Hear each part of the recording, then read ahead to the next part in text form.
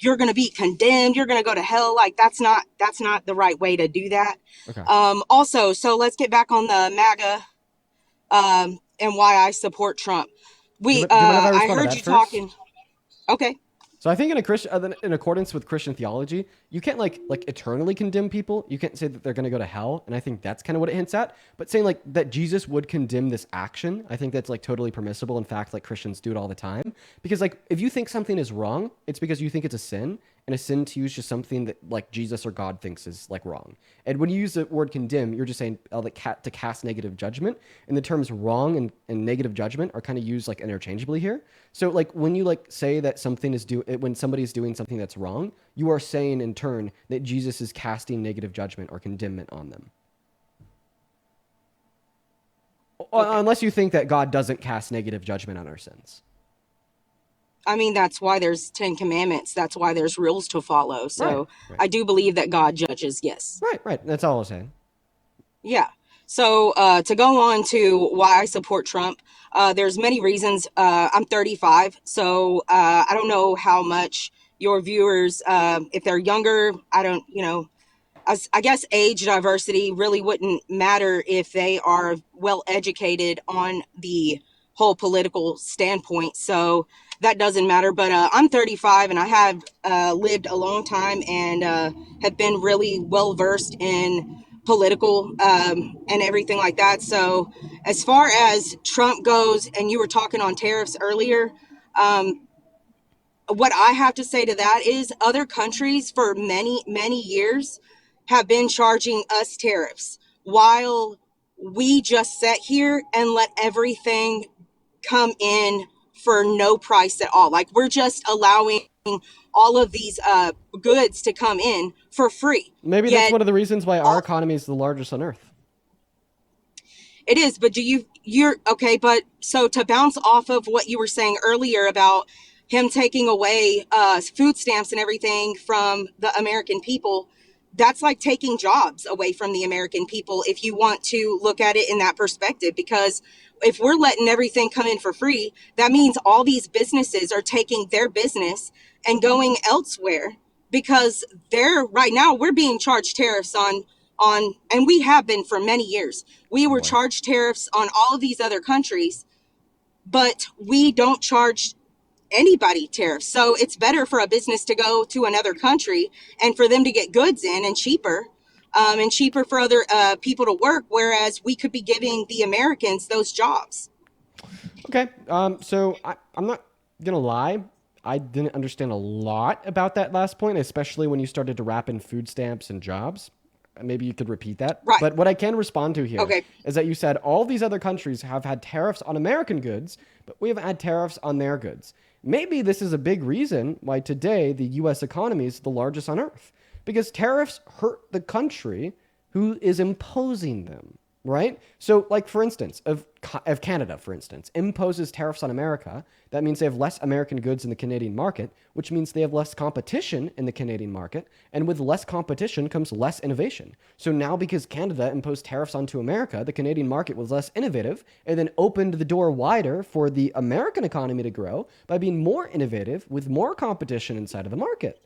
Boom, all of a sudden, you see how another country imposing tariffs on us doesn't hurt us, it only hurts them. Wow. And I mean, like, this is made clear through many other arguments as well. Like, also consider the fact that when they impose the tariffs on us, their importers end up paying that tariff, not our exporters, and then their importers pass it off to their citizens. So all of a sudden, Canadian individuals are paying more for American goods than they would be otherwise, hurting Correct. them. When they purchase American goods. That I guess it's just perspective in how you look at it. Because if we're making goods and we cannot afford the tariffs for the other countries, that does hurt businesses Wait, are here you in America. are you driving?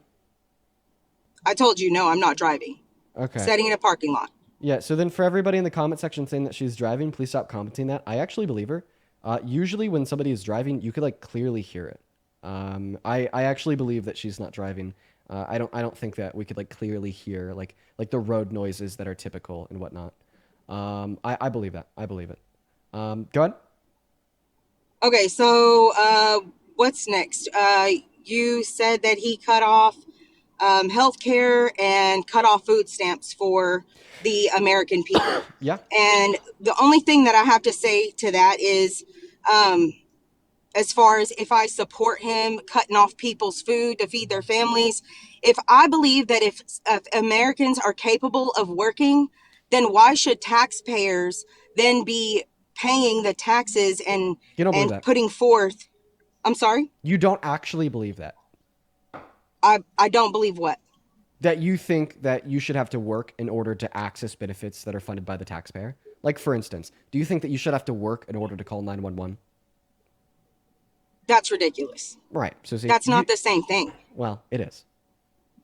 Okay, that I don't see how that is bonded together, but Right, that's because okay. That's 911, the police force, they're paid for and funded by the taxpayer. And you just got done saying that you believe that if you want to access things that are paid for by the taxpayer, you should have to work. But now next sentence, you're actually now calling it ridiculous to like right. support the notion that you should have to work in order Right, to access because you some social bonded that safety nets together, paid and for I by the don't. taxpayer. Okay, so you believe that you. I don't know if you work or not, but say you I work, work. You're actually you believe. engaging with my job right now. The live stream is my work. So you believe that you are. So you're okay to pay your tax dollars to people who are capable Ah, you're lagging. of You're losing it. You're losing the work. connection, which is super unfortunate. Go ahead and try to repeat that for me. What part didn't you hear? So you believe that you're okay with using Okay, your tax so dollars? Then you you're cut out. good with paying taxes. You're good with paying taxes on individuals who are capable of working but do not feel like they need to work because there's already all these people paying for their free food and they're just for them to get by. You're okay with paying for that. You made a lot of false suppositions in there, but actually, no. Not only am I okay with my taxpayers going to funding social safety nets for low-income Americans to keep them alive, but I actually prefer it over my tax dollars going to pay for like bombs that are being dropped on like hospitals in Gaza, right? So I don't know. There's an idea. Now you had a couple like misconceptions in your statement. You just suggested that like funding social safety nets to pay for food stamps for low-income Americans keeps them out of work. In fact, it only incentivizes them to work. 54% of people that are in food stamps stay on them for 12 months or less. Around 30% of those are off in the first 3 months. Why? Because when they have access to food stamps, then they don't have to spend as much time working a low-income job because then they could turn around and feed their family's mouth. So they go from working 60 hours a week to 40. And when they're working less at a low income job, then they have more time to focus on maybe interviewing at a more competitive firm that would pay more. Even if they're not definitely going to get the job, they don't need that anymore because now their bare necessities are met.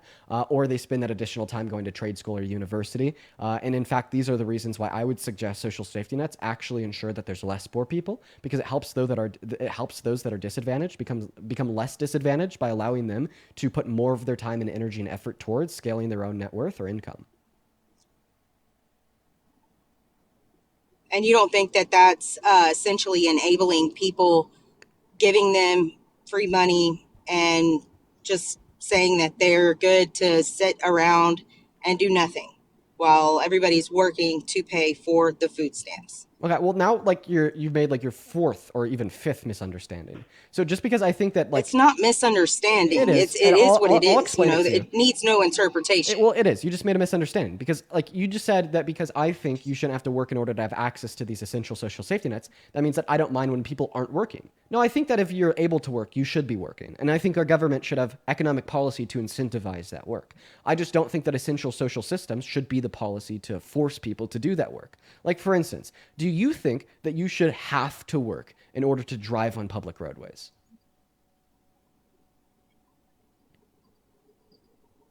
You're going to have to work in order to afford gas in your car, to afford your car, to, you know, the wear and tear on it. So I don't really see a whole lot of people that don't have jobs out just driving around, you know, doing whatever they want to. Okay. Well, I mean, I'm surprised I have to say this. You could like already own a car. You could be driving somebody else's. You could have a little bit of money saved up. You could get some money from a friend, your mom, take a loan. et cetera, et cetera, et cetera. But I mean, now you're just telling us you'd have to work to drive on the roadways anyways, because there's still going to be some low cost associated with being there, even if the state is funding the roads in of themselves. Well, then you're going to have to work to be on food stamps because there's still some low cost associated with funding food that's not covered by the food stamps, or paying for the roof over your head, or paying for miscellaneous things in which you're required to live outside of the food stamps in of themselves. Yeah, okay. Right. But like, obviously, I think that your last claim saying that an unemployed person has never driven is like fucking insane. I didn't say that they never driven. I just said that I don't see a lot of unemployed people just driving around. Well, They don't have any money to. I don't think it's like really easy to tell if somebody's unemployed when you see them on the roadway. Right. Well, I've personally known a few people in my past that didn't have jobs. I mean, I'm just saying that in my personal experience, they weren't just driving around, on the road. Wait, so your unemployed friends didn't drive? They weren't just driving around. No, But did they drive at all? no. I mean, I'm sure they had to go and spend their food stamps. So yeah, I'm sure they had to do that. But that's irrelevant. You know what? That was meant to be a snarky comment, but you actually make a really good point. So, if you're on food stamps and you're unemployed, you do have to drive to the grocery store to actualize those food stamps and exchange them for food. However, when driving to the grocery store, driving on that public roadway is taking advantage of another social benefit that is funded by the taxpayer. Oh my God. So, in order to, to take advantage of that social safety net of food stamps when you're unemployed, you have to necessarily take advantage of another system of social benefit that it's funded by the taxpayer. So, in the same way you think they should have to work for those food stamps, should they have to work in order to drive on the public roadway to spend the food stamps? Wow, snarky comment turned into a pretty decent position. I don't think that driving should be taken away from anybody. We're in a free country. So I feel like we should be in a free country. We should be able to do what we want. Now, Wait, so as you're far basically saying that as, accessing the social yeah, safety net of like driving on public roadways that are funded for by the taxpayer, you're saying that it just helps people be freer? it's a free choice, man, to Right. drive, It helps people actualize like upon like more of their abilities, right? Because it allows you the ability to travel. So would you say that like accessing food or going to the hospital to make sure that you're healthy, in good shape, and well fed helps people actualize upon more of their personal freedoms? Yeah, so like I have to go to work so that I can feed my family. Um, they didn't just cut off food stamps and healthcare. Like the government didn't just cut it off. They put stipulations in place and said there are these workforces that you can go to, and You're not then you'll responding to be my able point. to. I'm sorry for interrupting you. You're just simply not responding to my point. Okay, what is your point? What do you want me to respond to? Yeah, the point that I particularly like you to respond to was when I asked you why you think that you should be able to access a public social safety net, such as public roadways, without working. It's because you said, well, it helps people live freer lives. Well, wouldn't we agree here that having access to a hospital helps people live freer lives by giving them preventative health care to prevent like chronic illnesses such as cancer, etc.? Well, first of all, I didn't say that if you're not working, you shouldn't be on the roads. I didn't say that, just to clarify. I know you said the opposite, And which is yes, what I just said. right. So like, yeah, I think that people should be having access to healthcare. Yes, Regardless if they I work or didn't not. say they're already accessing healthcare. If they have to go to the hospital because they're sick, they still treat them, No, you have to. It regardless of has to if they be. have insurance or It not. has to be in the emergency room. We're talking about preventative Correct. health care. Right. Well, I mean, I don't know what to say to that. Like, Should people be able to access preventative health care if you they're low think income and not healthcare should be employed? free in this country? I do. Well, that I'm not arguing with you. I've been to other countries where they did have free healthcare. I'm not going to argue that. I fully support if we had a free healthcare system. However, Oh, um, yeah, I what? fully support if we had a free healthcare system. Okay. I'm not against that at all. Well, then, I then, just don't think then that. you don't support Uh-huh. the big beautiful bill because it takes free health care away from 10 million people. it doesn't take, like, that's what you keep saying it takes. But I've read the bill also, and what it does is it puts things in place where if they do want to access those free benefits, they have to go out and they have to do either Oh my these God. job workforces. Dude. Yeah, oh my God, Dude, we're what are just you? you're circling. It's this is getting annoying. I've already given you my It's art. annoying. Am I offending you? Do you agree or disagree with the work requirement on Medicaid? Yes or no?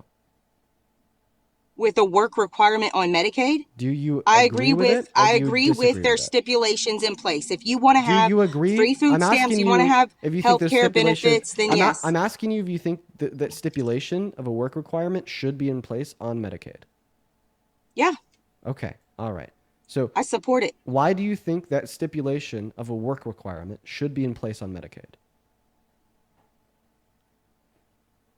I just said that exactly what we're going in circles here. Here we go. Right. But this time we're going to clear it So, up. yeah, So in like 3 sentences or okay. less, why do you agree that Medicaid should have a work requirement on it? If they're capable of working, then I believe that they can go and they can do these stipulations You're just repeating the claim to, and you're not answering to why you think the but I'm claim is true. answering your question. I'm answering your question. Yes, I believe that there should be stipulations. I'm asking why you believe that. Why do I believe it? Yeah. Because I work really hard every single day.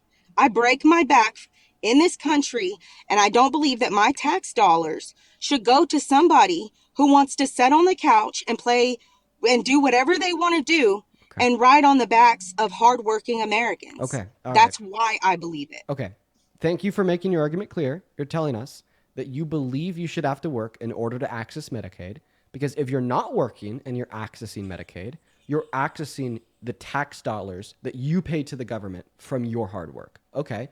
Well, very similarly, if somebody's unemployed and not working and they call the cops to report a petty crime like vandalism, and then the cops show up, those cops are paid for their time by the taxpayers, meaning they are accessing the tax dollars that you pay via your hard work.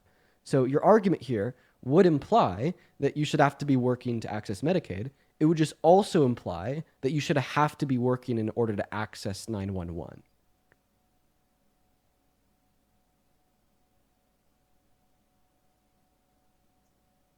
How does that go hand in hand? Because your argument was just simply that if they're not working in the access Medicaid, then they're accessing the money that you pay in taxes based off of their hard work. But if you're not working and you call 911 to report vandalism and a cop shows up to take your report, that cop is paid by the taxpayers, you, meaning that they're accessing the taxes that you pay predicated on your hard work, just like they would if they were to go to the hospital. Okay, but I thought we were talking about the big beautiful bill. And Right, but last I this is the checked, use of a this is the use of an analogy to demonstrate the absurdity right, in your but your point. analogy is null and void because in the big beautiful bill, It's not it null and doesn't void. say it It's not it null and doesn't void. say Could I tell you that why it's not null and void? Why it's it important here? doesn't say that unemployed Americans should get that 911 option taken away from them. Oh my It god. just it's stating the Oh my health god. care and it's Lizzie, stating the food stamps. Lizzie, That's what it's stating. do You're you sitting here agree? trying to use an Listen, we're analogy. gonna make it. We're not We're gonna sitting make this here. easy. We're gonna make this easy. Lizzie, you can't track. Oh my gosh. Do you agree that if somebody's unemployed and they call the cops in your local area and the cop That shows up, is not the argument, though. there is conceptual Taxpayers are not relevancy. saying that There, unemployed ma'am, people cannot call ma'am, 911. ma'am, there's conceptual relevancy here. Please calm down and allow me to There's finish not. speaking. You don't know if there is or not because you won't even let me get through a sentence, Lizzie. How could you possibly know if what I'm about to say is relevant or irrelevant if you won't even hear it out? I'm listening. Thank you, Lizzie. Can we agree that if somebody in your town calls the police and has them show up to their house to report a petty crime such as vandalism, that the police being there is funded by the taxes that you pay?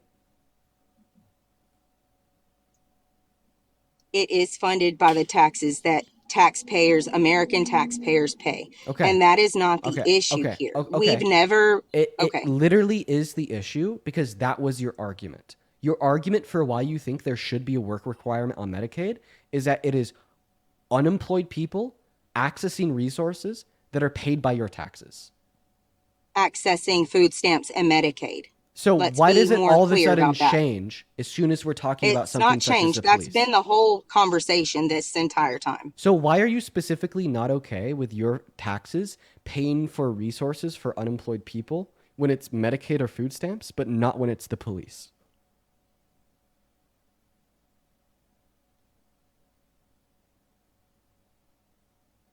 That's because Because why? if people can That's not a meet sufficient these explanation. That's not stipulations, it. No, no, they no, no. should be. The Yeah, it stipulations have is. I don't nothing to do know. with the question that I asked you. Let me repeat the question that I asked you, okay? So why do you think, or why are you okay with your taxes paying for resources for people that are not working when the resources are something like the police force, but you're not okay with your taxes paying for resources for people that aren't working when the resources are something like a hospital? If you need me to repeat the question, like, please ask. I don't. But Like, I completely before understand you, and I before I see have you how answer the you're question, trying to turn before it around, but it's cool. before I have you answer the question, I'll ask you to repeat it just so I know that you're going to be answering the right question. Would you mind repeating the question I want you to answer? Look, I'm not in kindergarten. Like, we can either have this debate or not. Could you just please, just for me, just as a symbol of good faith, repeat the question that I asked you to make sure we're on the same page? You're asking I'm me not trying to be rude. if I I'm just against why I'm against people being able to utilize the police force, but I'm not okay with unemployed Americans utilizing Medicaid and food stamps. No, that wasn't the question that I asked you. See exactly. That's why I asked you to repeat it because that was wrong. That's not what I asked you. So let me be clear again. Why are you okay with your tax dollars funding resources for unemployed Americans when the resource is something like the police force, but you're not okay with your tax dollars funding resources for unemployed Americans when that resource is something like the hospital? Can you repeat the question? But you just said hospital, okay? And earlier we said hospital gives care to everyone. Hospitals do not You're give care to talking about everyone. preventative care. Preventative care takes place in hospitals. Also in clinics. That's what it hospitals will care for people. They'll even do an overnight stay for people Listen, who don't have insurance. we're getting off base. Okay, we're getting off base. We're talking about non-emergency resources in hospitals like preventative care. I understand that there's other places where Medicaid can be used, but we're just using one example for the purpose of just trying to keep it plain and simple. So once again, the question is, why are you okay with your taxes funding resources for unemployed Americans like the police force, but you're not okay with your taxes funding resources for unemployed Americans like preventative care for cancer at a hospital?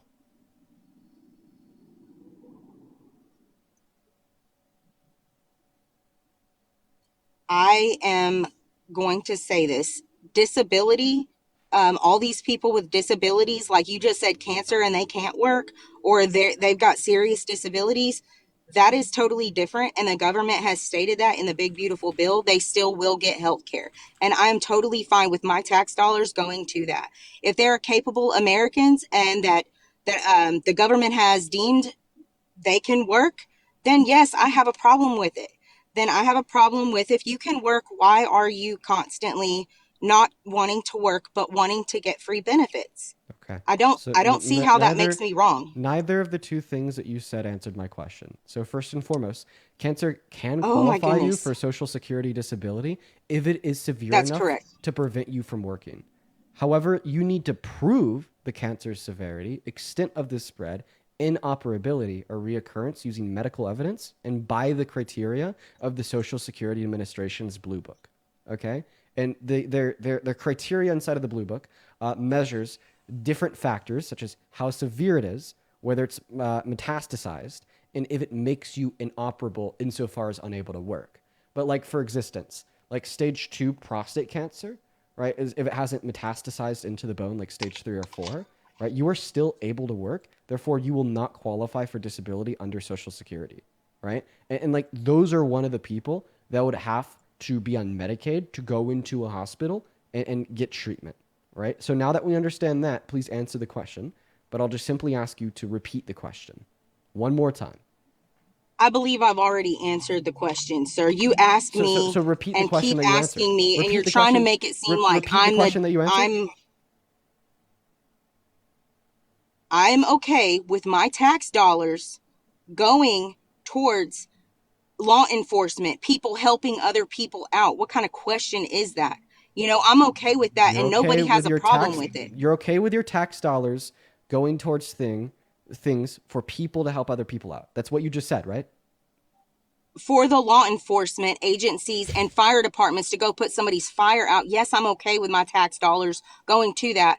Okay, so point number one, you're not answering the question. In fact, you're just repeating what we already knew. Because the question was, why are you okay with your tax dollars funding resources such as the police force for low-income Americans that are not employed, but you're not okay with your tax dollars funding resources such as the hospital for low-income Americans that are employed? Obviously, this question pre-assumes that you're okay with your tax dollars funding the police. We already know that. It's literally assumed that you're okay with that in the question because you've already explicitly told us that you are. Okay? You just simply repeating that you are is not answering the question. Lizzie, you're not thinking. You're not using your brain. Turn it on. I don't know what to do in this situation when I have a guess that, like, is less intelligent than a fifth grader.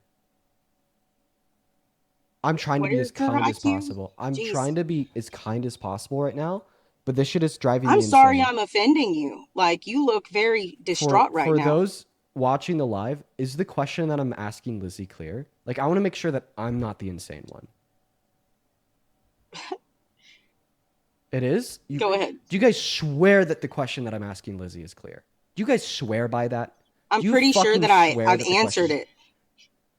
I've answered it several times, Lizzie, though. I just gave you an explanation on how you didn't answer it. Did you even listen to my explanation on how you didn't answer it? I've listened to you all the way through. Okay, So, I mean, I'm giving you so that I'm respect. gonna hold your hand here. What was the explanation I just gave you that clearly explained how you haven't answered my question? I'm not going to continue to repeat your questions or anything to me. I don't have to. So then, how am I supposed to believe that you were listening? I mean, you can believe it or not. That's not my problem. We're sitting here talking about the big beautiful bill, and So you're you, continuing so to go you on with won't this even, question you that won't I've even already communicate. answered. You won't even communicate to me, I've right? been very communicative with you, and You I've won't given even, you respect. you won't even And communicate to me that like you want to try to have a productive dialogue where like we understand each other. So right, okay, but obviously you're not. I'm gonna shut the hell up. We're gonna ask this question one last time, and that's gonna be it. The question that I want you to answer for one last time, just so it's clear to me, maybe I'm the one that's lagging a little bit, is as follows. Why are you okay with your taxes funding resources for unemployed Americans like the police, but you're not okay with your taxes funding resources for unemployed Americans like preventative health care at a hospital? Right? And in fact, we're even going to make this like better. We're going to make this even better. Why are you okay with your resources funding the police but not preventative health care at the hospital for unemployed Americans? Okay, check this out. We are cooking so hard. We are cooking so hard right now. Okay. All right. Lizzie, this is going to be my final attempt to try to get you to answer this question. We're going to put it in the middle of the screen. Okay. Go ahead and unmute. She left! Oh my God! I did all of that for Lizzie and then she just left?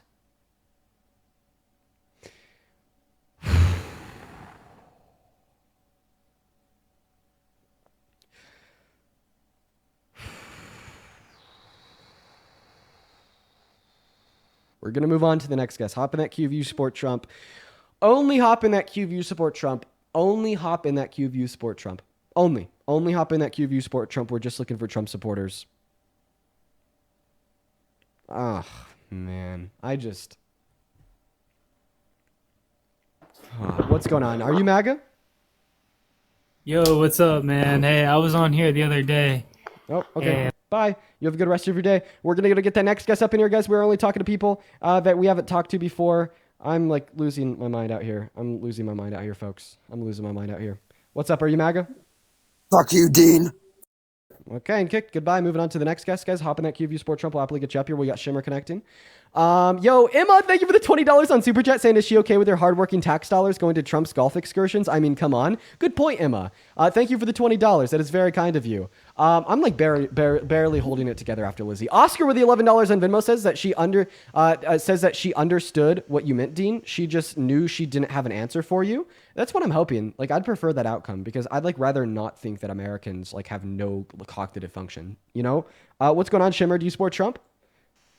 No, fuck Donald Trump. Fuck. Banned. Just looking to talk to people that do. Goodbye. Moving on to Justin. Miranda with a $5 saying, use this for crayons to write out your questions for the idiotic Trump supporters. I may need to send you more money. I'm going to run out of those crayons really quick. Thank you for the love, Miranda. Sarah with a 5. Thank you so much. And then Ashton with a 5. Thank you. Then Sarah, spelled S-E-R-A-H. Thank you for the $20 on Venmo for, quote unquote, having the patience to deal with this nonsense day in and day out. It can get taxing, let me tell you.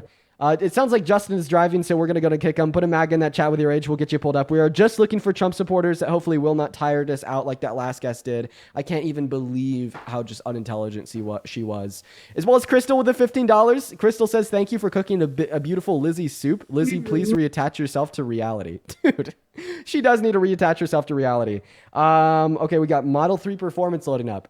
Then Christopher, thank you so much for the $30 on Venmo, saying the average American pays $37 for food stamp per year and $38 for Medicaid and $700 for government subsidies. You know what? Good point, Christopher. I'm going to start referencing those statistics, and thank you for the $60. Sorry, for the $30. What's up? Do you support Trump? No, they're not here. Moving on, literally nobody in the queue supports Trump. I couldn't tell you, guys. Yo, Jay, spamming W Trump in that comment section. I sent you an invite up. I'd love to chat. Obviously, I don't think that you'll be accepting that, though. TFS, thank you for the $5 on Venmo. And then Emily with the $10 saying, you've changed my perspective so much. Well, I'm happy I could change it. Marjorie with the $20 saying, happy early birthday. Your streams give me hope for the future. I'm really happy. Thank you for being here. Thank you for the $20, Marjorie. Brett with the $10 saying, when did Christians start hating everybody so much? So real. Then Sabrina with the $10 as well. And Olivia with the $5. I appreciate you guys. And we are still looking for that next Trump supporter. They're so hard to find, folks. So hard to find. As well as Valkyrie with a 10 and Jared with a 10. I appreciate you guys. By the way, if you're wondering why we're only on Venmo, it's because we literally got banned on PayPal. So if you want to support me, you could literally only support me over on Venmo. Let's get the next guest loaded up. And what's up? How old are you? 22. 22. And what year were you born in? Fuck your mother. Okay. All right. That was one of the people spamming W Trump down below. They're very intelligent, aren't they, guys? Aren't they? Aren't they just the most intelligent people ever? All right. Moving on to the next guest. Hey, what's up? You support Trump? Hi, can you hear me? I sure can. Are you MAGA? Trump all the way, baby. Are you going to be the first intelligent Trump supporter? Trump all the way, bro. Hey, Trump all the way. What are you going to do? Kick me out, brother? Well, Trump all the way. Fuck. Yeah. Trump all the way. So you come up here with like no brain cells, say Trump all the way, and then say the N-word. You are like a perfect representation in what is wrong with young white men. I am so happy that I'm better than you. Moving on to the next guest. Hop in that queue if you support Trump. We got Dre loading up. I'm so happy that I'm just fundamentally better than him. Dean, how's it going, man? It's going all right. How old are you? I'm 21. All right. Do you support Trump? Of course I do. All right. Before we hop into the debate, let me thank a couple people. Brianna, thank you for the $20 over on Venmo, saying, seeing you having to woosah after Lizzie made me upset for you. Keep on doing what you're doing. You're amazing, and I watch you every day. Also, happy early 21st, love. Thank you, Brianna. I appreciate you for being here. Thank you so much. And then John with the $25. Thank you, John. Thank you so much. John says thank you for your patience. It's good to see you again, John. Let's get 250 John W's. Then Shauna with a 5, and then Joey with a 20. Let's get 200 Joey W's. Thank you so much, Joey. Joey says thank you for all the things that you do. I love watching you school Trump supporters. Yeah, we're definitely taking them to school today, let me tell you. As well as T, thank you for the 1500 ISK over on Super Chat. Thank you. What's going on? Do you support Trump? I used to, but I found out he's Jewish and I hate Jews. Okay, goodbye. We're going to move on to the next guest, guys. Let's go get that next guest connected. We got Hype Carter hopefully connecting, guys. We're just looking for an actual Trump supporter to give an argument. What's up, man? You MAGA? Yeah, I am. And how old are you? What's going on, man? How you doing? I'm doing all right. How old are you?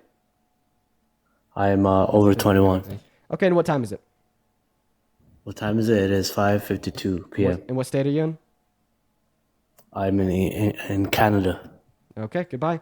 Moving on to Alexis, guys. Only up in that queue if you're an American adult that supports Trump, or else you're going to be banned. You're going to be banned very quickly. You're going to be banned very quickly. What's up? Are you MAGA? No. I love you, but banned. Moving on to the next guest. What about Brick? We got Brick connecting. I don't know why you guys won't follow the rules. What's up? Do you support Trump? Yes, I do. Okay, how old are you? 24. 24. Why do you support the worst president of your 24 years of life, Mr. Donald J. Trump?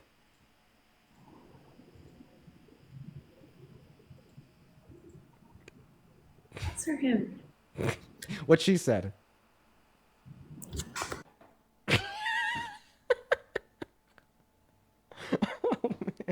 Oh, geez. The secondhand embarrassment I feel right now.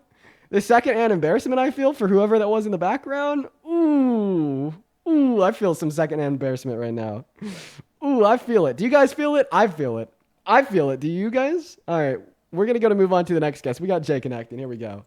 Lucy, thank you for the 20 pounds over at Super Chat. Thank you, Lucy. Let's get to it at Lucy W's. Lucy with the 20 pounds says, I'm in the UK, but thank you for all that you do and keeping everyone informed. These lives are super fun to watch while also being super informative. Keep it up, thank you so much, Lucy. That is what I tried to do. I appreciate you for being here. You're awesome. Welcome in. Do you support Trump? I do. Okay, how do you? 24. Perfect, man. And why do you support Mr. Donald J. Dumpy Trump?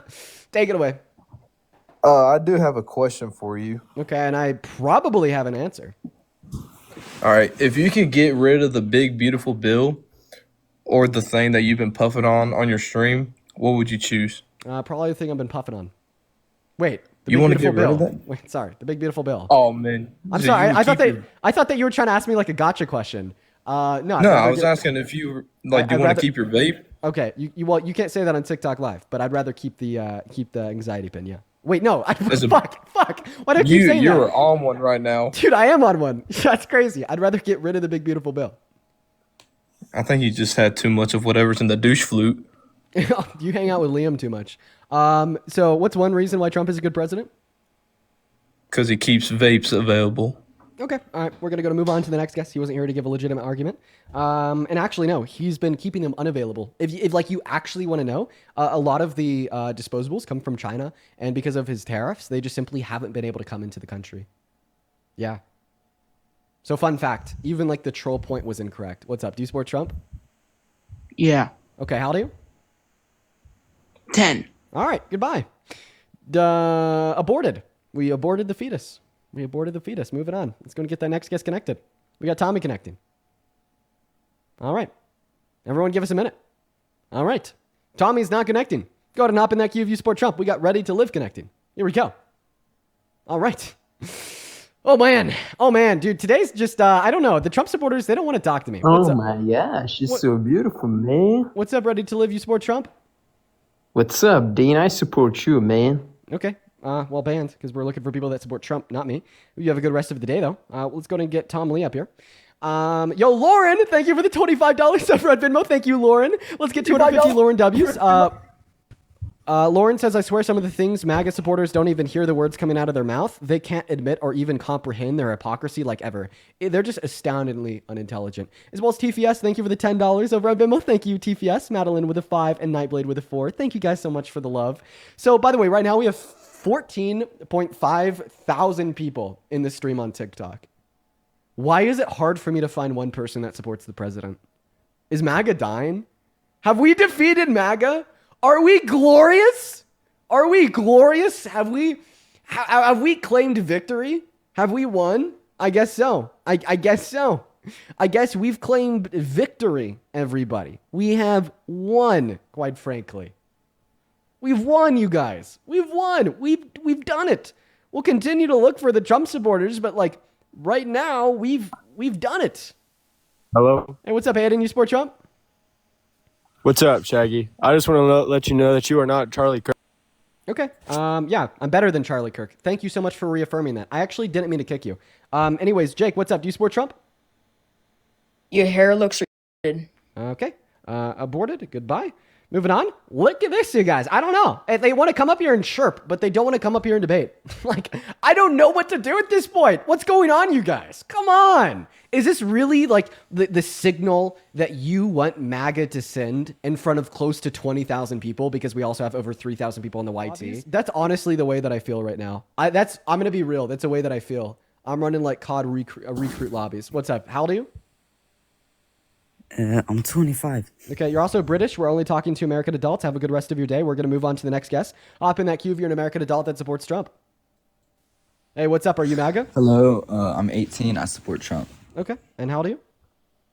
18. And what year were you born in? Sorry. 2007. Okay, all right. Real quick, Rue, thank you for the $20 super chat on YouTube saying keep doing what you do. Thank you, Rue. That is very kind of you. So, Let's get to it. I get a That is question. ROO. Real quick, what time is it? It's 6:01. Okay, all right. Take it I'm away. in Virginia. So why do you support Trump? Because better policies, and do you support God? Do I support God? Yeah, so I'm actually a really good question, and that's why I don't like Trump, because he fulfills absolutely zero Christian values. Not only Have you heard what Kamala said about God? Though? Oh, I heard what Donald Trump said about God. He said that he doesn't have a relationship with him. Did you know that Trump's not even a Christian? You know what Kamala said? She Kamala is how you like pronounce her at name? anyone that does support God to get out of her. Oh, wow. I don't know. It really sounds like she was tempted by sin. We need to forgive that. Matthew 27 tells us to turn the other cheek. And also, That is true. we also see elsewhere in the Bible that, you know, you need to look at the stick in your own eye compared to the twig in anybody else's, right? And also, you shouldn't be the first one to cast a stone of judgment, right? Ultimately speaking, judgment is left up to God. I'm just using like the Christian talking points from earlier just to run them back on him. It's great. You could like shame them so hard into thinking that they're like so far in the wrong for saying anything negative about anybody else, because that's the same type of defense that they'll run on Trump. So now I'm just going to like run it on his false claims of what Kamala Harris has done. But if you're curious, if you want to know what Donald Trump has actually done, he has raped a woman. He's boasted about sexually exploited children. He said he's not a Christian. He was found guilty of 34 felonies. He explicitly called for termination of all new Muslims from coming into America. And if you're curious why that's relevant to you as a Christian, Jesus didn't shun anybody, not even the Jewish, what were they called? Pharisees. And so on and so forth. He's passed economic policy that literally takes from the poor and gives to the rich. You know, Matthew 25:40 says, "The king will reply, truly I tell you, whatever you did for one of the least of your brothers and sisters of mine, you did for me." So when like Donald Trump is like taking healthcare away from 10 million of them, food stamps away from 3 million of them, reducing their purchasing power, making their energy cost more, causing them to starve, causing them to die from like preventable illnesses because they couldn't go to the hospital. He's really hurting them. And in turn, according to Matthew 25, he's hurting God.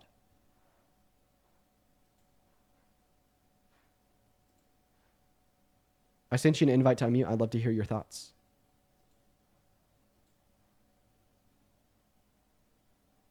So the way that you unmute, JJ, click on that profile picture for me. Click the icon of the mic. That one right there. See that? See that profile picture? Right there, JJ. I already sent you an invite to unmute too. Right? There should be a big pop-up in the middle of your screen right now. JJ. Hi, my friend. You're still here with us. You just have to unmute your microphone. Like I'm telling you right now. Click on that profile picture. Hello. There you go. So what are your thoughts on what I just had to say?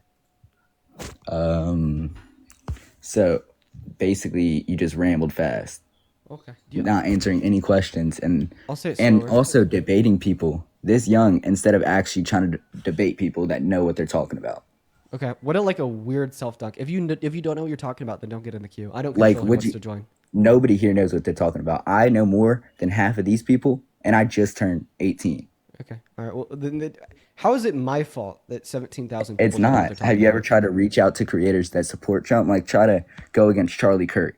There's no way you would beat him, and that's why you go in bot lobbies like this. Really? So I actually debated Charlie Kirk about abortion. He told me that I gave him the best point he's ever heard on abortion. Then he turned around and told me that I'm an incredibly intelligent individual. And then he's been running from me for the last year and a half straight. That was a really bad I don't example. believe that, but you are incredibly intelligent. I can tell Wait, so you don't believe what?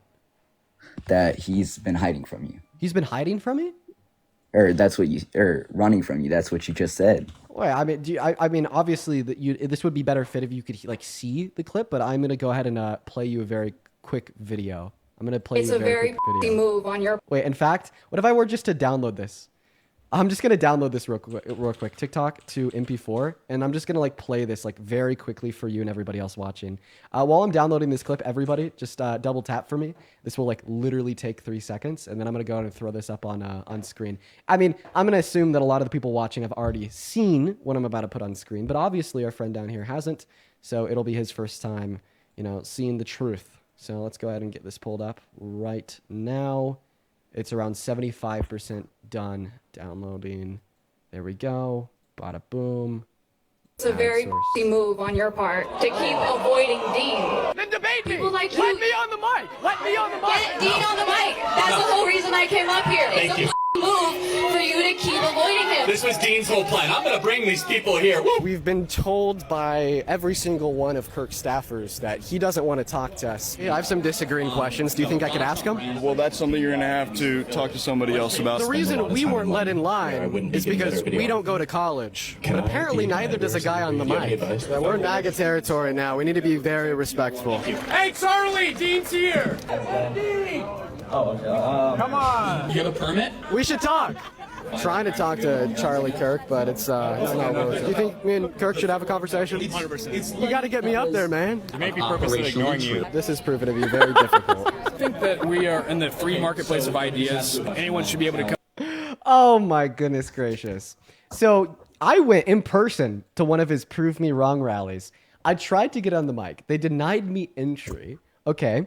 Because he doesn't want to talk to me. It was even so obvious that he didn't want to talk to me that his own supporters, his own followers, his own fans, the Trump supporters with the MAGA hats were saying he looks like he's intentionally dodging you. And they were screaming from the crowds, debate Dean. Then Charlie Kirk was like, And then we even had somebody go up on the mic and press him, be like, why won't you debate Dean? And he didn't give a fucking answer. No, I mean, let's be real, man. Let's be real. I mean, I wouldn't, like, at the same time, why would he want to debate someone who's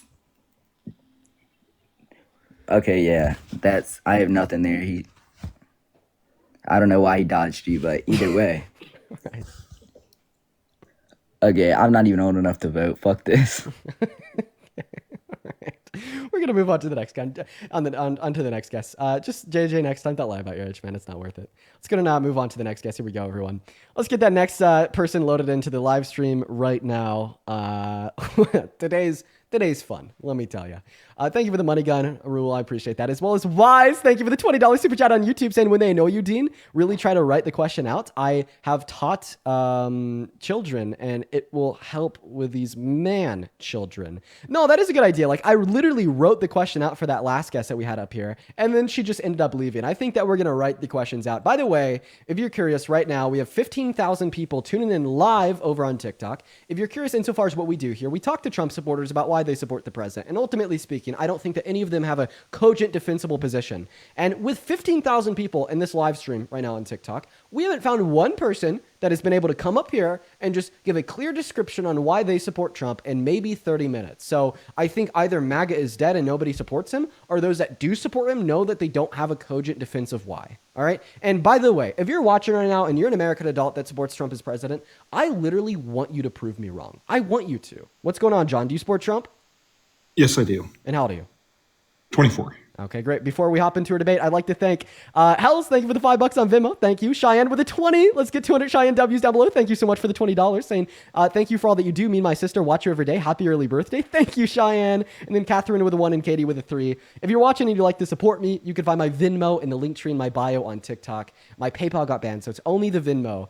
And yeah, I appreciate everyone so much for the love. But hey, man, John, take it away. Why are you MAGA? Why do you support the worst president of your life? I would say it's the threat to democracy argument that circulates the political realm. So you think that Trump is a threat to democracy or somebody like Kamala Harris? No, I thought Kamala was a bigger threat to democracy. Okay, how so? Just not being voted in to run for the Democratic presidential election. Okay. Well, first and foremost, democracy would be a fixture of our state or our government. But like the primary process and the DNC and the RNC, They're not fixtures of our state or government, meaning they're not a fixture of our democracy, as they're private political organizations. Point number two, she was actually voted in by over half of the delegates at the DNC, which is democratic, and it is the delegates who vote for which candidate they want in the primaries in both the DNC and the RNC. But like, obviously I do agree that maybe Biden would have dropped out sooner and we could have had a true primary. But if you want to talk about a true threat to our democracy, and look no further than Trump literally trying to rig 2020, then admitting to it in court. Look no further than Trump calling for the termination of all rules, regulations, and articles, even those found in the Constitution. Look no further than Trump saying literally 3 days ago that people that say that they want a dictator while he's passing an executive order that infringes upon your First Amendment rights. Look no further than Trump on day one passing executive order number 14160 that infringed upon people's 14th Amendment rights. Or look no further than Trump 2 months ago arguing that he thinks he should be able to run for a third term, which infringes upon the 22nd Amendment of our Constitution. Right. Quick clarification question though on the third term, running for a third term. You can only do that under like a nation in distress, correct? I'm actually not sure that the 22nd Amendment sets forth any provisions that would say that you could serve a third term if the nation is under distress. No, I just don't think you could do it at all. But Okay. Let's read the 22nd Amendment. No person shall be elected to the office of the president more than twice. No person who has held the office of president or acted as president for more than 2 years of a term to which some other person was elected president shall be elected to the office of the president more than once. Okay, thank you. I just wanted a clarification on that one. But kind of back to the democracy thing, or the voting in the primary. Even though Biden didn't drop out until as late as he did, why would there still not be at least a smaller round of the primary and have 2 or 3 people elected? So like I big... told you, over 50% of the delegates at the DNC voted Kamala Harris in. But it wasn't, I guess it wasn't as publicized if you're not on that side of the aisle looking in on it. You know what I mean? Wait, are you a registered Republican or Democrat? Republican. Okay, well, of course, this isn't going to be publicized to you because registered Republicans literally can't legally vote in Democratic primaries. Well, great. I understand that, but not seeing any like debate between any of the other candidates that could have filled that position. Okay, yeah, because over 50% of the delegates agreed that Kamala Harris should be their running person, as she had the highest probability of winning, and that was accepted by all the major leaders inside of the Democratic Party as well. Can you name like one major leader inside of the Democratic Party that wanted to run against her in the primary? I do not at the moment. Dusty, think for because everybody agreed that Kamala Harris was the best option, right? See, like that's why they didn't have like a primary with votes and debate. It's because everybody unanimously agreed she was the best option. Okay. And then on the second point, kind of in the same realm, as far as the felonies go, would you agree it's safe to argue that trial, if it's held in like Oklahoma per se, would hold a different outcome? Or is because I never read, I'm not a lawyer, right? I don't understand everything that happened within. Well, before we move on to the felonies, why won't you respond to any of the points that I brought up to demonstrate that Donald Trump is an actual threat to democracy?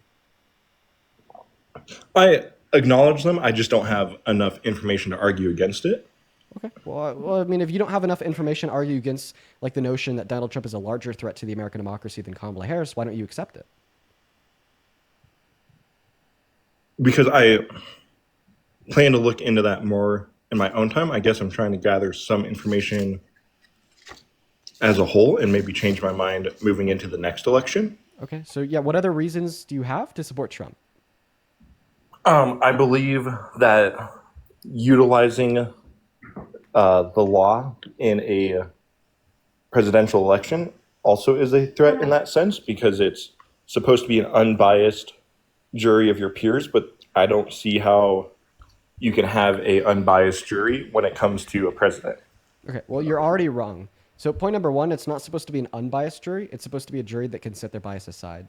Ask any attorney during the jury selection process if they're specifically looking for people without bias. They will never tell you that they're looking for people without bias, because all jurors always have bias, right? But the goal is to look for jurors that are willing to set that bias aside and focus on the facts of the case. But now if you're telling me that it's just like wrong to prosecute Trump for his crimes, I don't think even it's if wrong. he's guilty of the crimes, well, then you're wrong. just saying that you don't stand for law and order. Right, that's not at all what I'm arguing in the slightest. It is, because you're telling us here that, like, regardless of Donald Trump's guilt or lack thereof in relation to his 34 felonies, because he had served as president, because of these, like, multiple facts, it is somehow, like, wrong and or a threat to democracy. If you think holding an authoritarian leader accountable for their crimes is a threat to democracy, point number one, I don't think that you know what a democracy is. And point number two, I would hate to, like, come to learn the dystopian view in which you think should be true of the world around us, where we just simply let those in power get away with whatever they want, do whatever they want, unchecked and unbalanced by any measure, even the measure that of our own criminal justice system.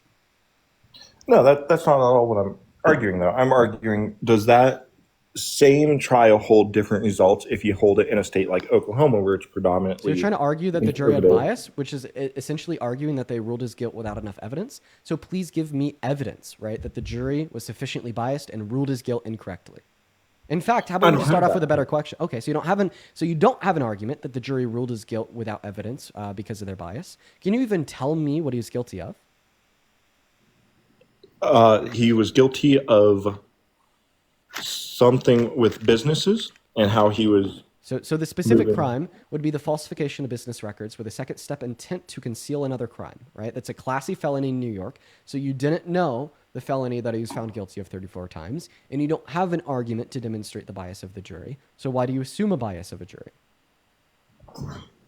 Because if we're just looking at the demographical standpoint in the state it was held, it would be almost safe to assume it was predominantly a Democratic jury.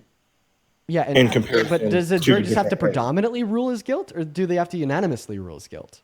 It would have to be unanimous. Okay, so it's statistically probable that a minority of the jury was either independent or Republican, right? You're right. Okay, and because it's statistically probable that a minority of the jury was independent, Republican, or MAGA, then it is statistically probable that because all 12 jurors unanimously ruled his guilt, that said guilt was found without bias. Okay.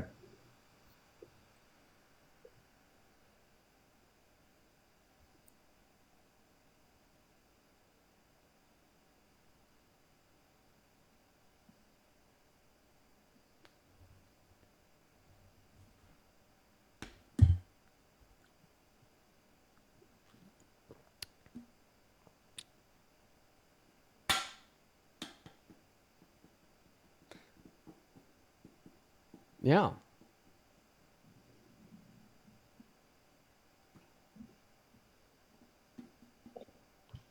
And like I said, when going into this, it's yes, I support Trump, but I am more middle ground, so I'm looking for more clarity as to which way I'm going to moving forward in the next set of elections coming up. Okay, I think that's great. Is there any other things you want to go over with me today? No, those were the two big things that I've had kind of looming in my mind as far as the election went. Okay, awesome. Well, I appreciate you for coming up here and challenging your beliefs. I apologize if I gave you more grief than you deserved. No. Let's go to now move on to the next guest, guys. We're going to get our next guest connected right now while they're loading in. Elizabeth, thank you for the $21 on Venmo. Say now, just found out you're from Grand Junction. Me too, unfortunately. Love what you do, man, and happy early birthday. Thank you so much for the love, Elizabeth. Thank you. And that's crazy. Yeah, I am from Junction. Very small, shitty town we're from. Thank you for the love. Show some love to Elizabeth down below. As well as Ashley, thank you for the $25 on Venmo, saying happy early 21st. I recommend a grasshopper, but anything that's not gin because that's what Hegseth drinks. Thank you for what you do. Too many people are victims of the third wave effect, which is why we should really teach it in school. Ashley, thank you so much for the love. Thank you for being here. Thank you for the $25, and I hope that you're enjoying the stream. What's going on? Do you support Trump? Yes. Okay, how old are you?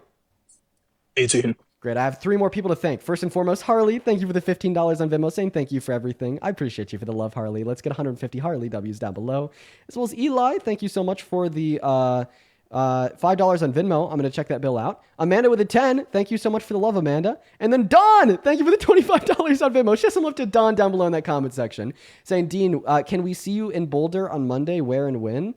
Well, Don, I will be in Boulder on Monday. I don't know if I'll like do any like type of public events, but if you run into me, feel free to say hi. Thank you for the $25. You guys are awesome. And once again, if you do want to support me, you can find my Venmo in the link tree in my bio on TikTok. I get 100% of those proceeds. You could even attach a message that I'll read off on live, as well as if you're watching on YT, you can find that in the pinned message, or you could also support over Super Chat if you don't have Venmo. Now go ahead and take it away. Why are you MAGA? Why do you support Trump? I wouldn't call myself MAGA, but I would say I support Trump. Okay, and why is that? Well, I think he's pretty base for the most part. I think he's pushing America to where I'd want it to be for the most part. Okay, There's how some so? stuff I obviously disagree with. Yeah, You what said is he what? doing to push America to where you want it to be? I think the mass deportations I agree with. I think his views right now regarding abortion. I think his views regarding transgenderism. I agree with. Well, we can't talk about like Those are- trans individuals in the live, but just to let you know, transgenderism is not a word, right? It is. It's not. But once again, It we is. can't discuss that because you'll get your account banned and you'll get my stream taken down. But no, it's not. Well, you can. You could just use a different word. However, I don't trust you to be able to interchange the word like trans, for instance, with Yeah, an I don't adjacent care. word. Okay. Well, you don't care. You don't care that I don't trust you. Okay. Well, if you don't care Well, that I yeah, don't trust you, then you don't care about the rule that I'm setting forth, which is that we can't talk about it. So then you're perfectly fine with switching to other subjects. You tried to say I don't care to come off as like an asshole, but in all reality, you just suggesting that you don't care about the rule just demonstrates your ability to comply with the rule. Why are you muting me? Because I wasn't done speaking and you were interrupting me. Yeah, but you don't have to mute, do you? I actually will typically mute individuals when they're interrupting me, just because it makes it easier for me to finish my sentence. Yeah, that's not what I asked you. I said, do you have to? Do I have to? I didn't ask if you do. I asked if you have to. What do you mean by have to? Do you have to? Are you required to mute me? Required in accordance with what standard? Your standard, which is what I'm asking Do I about. require myself to do it? Yeah, do you think you were required to mute me? Yes or no?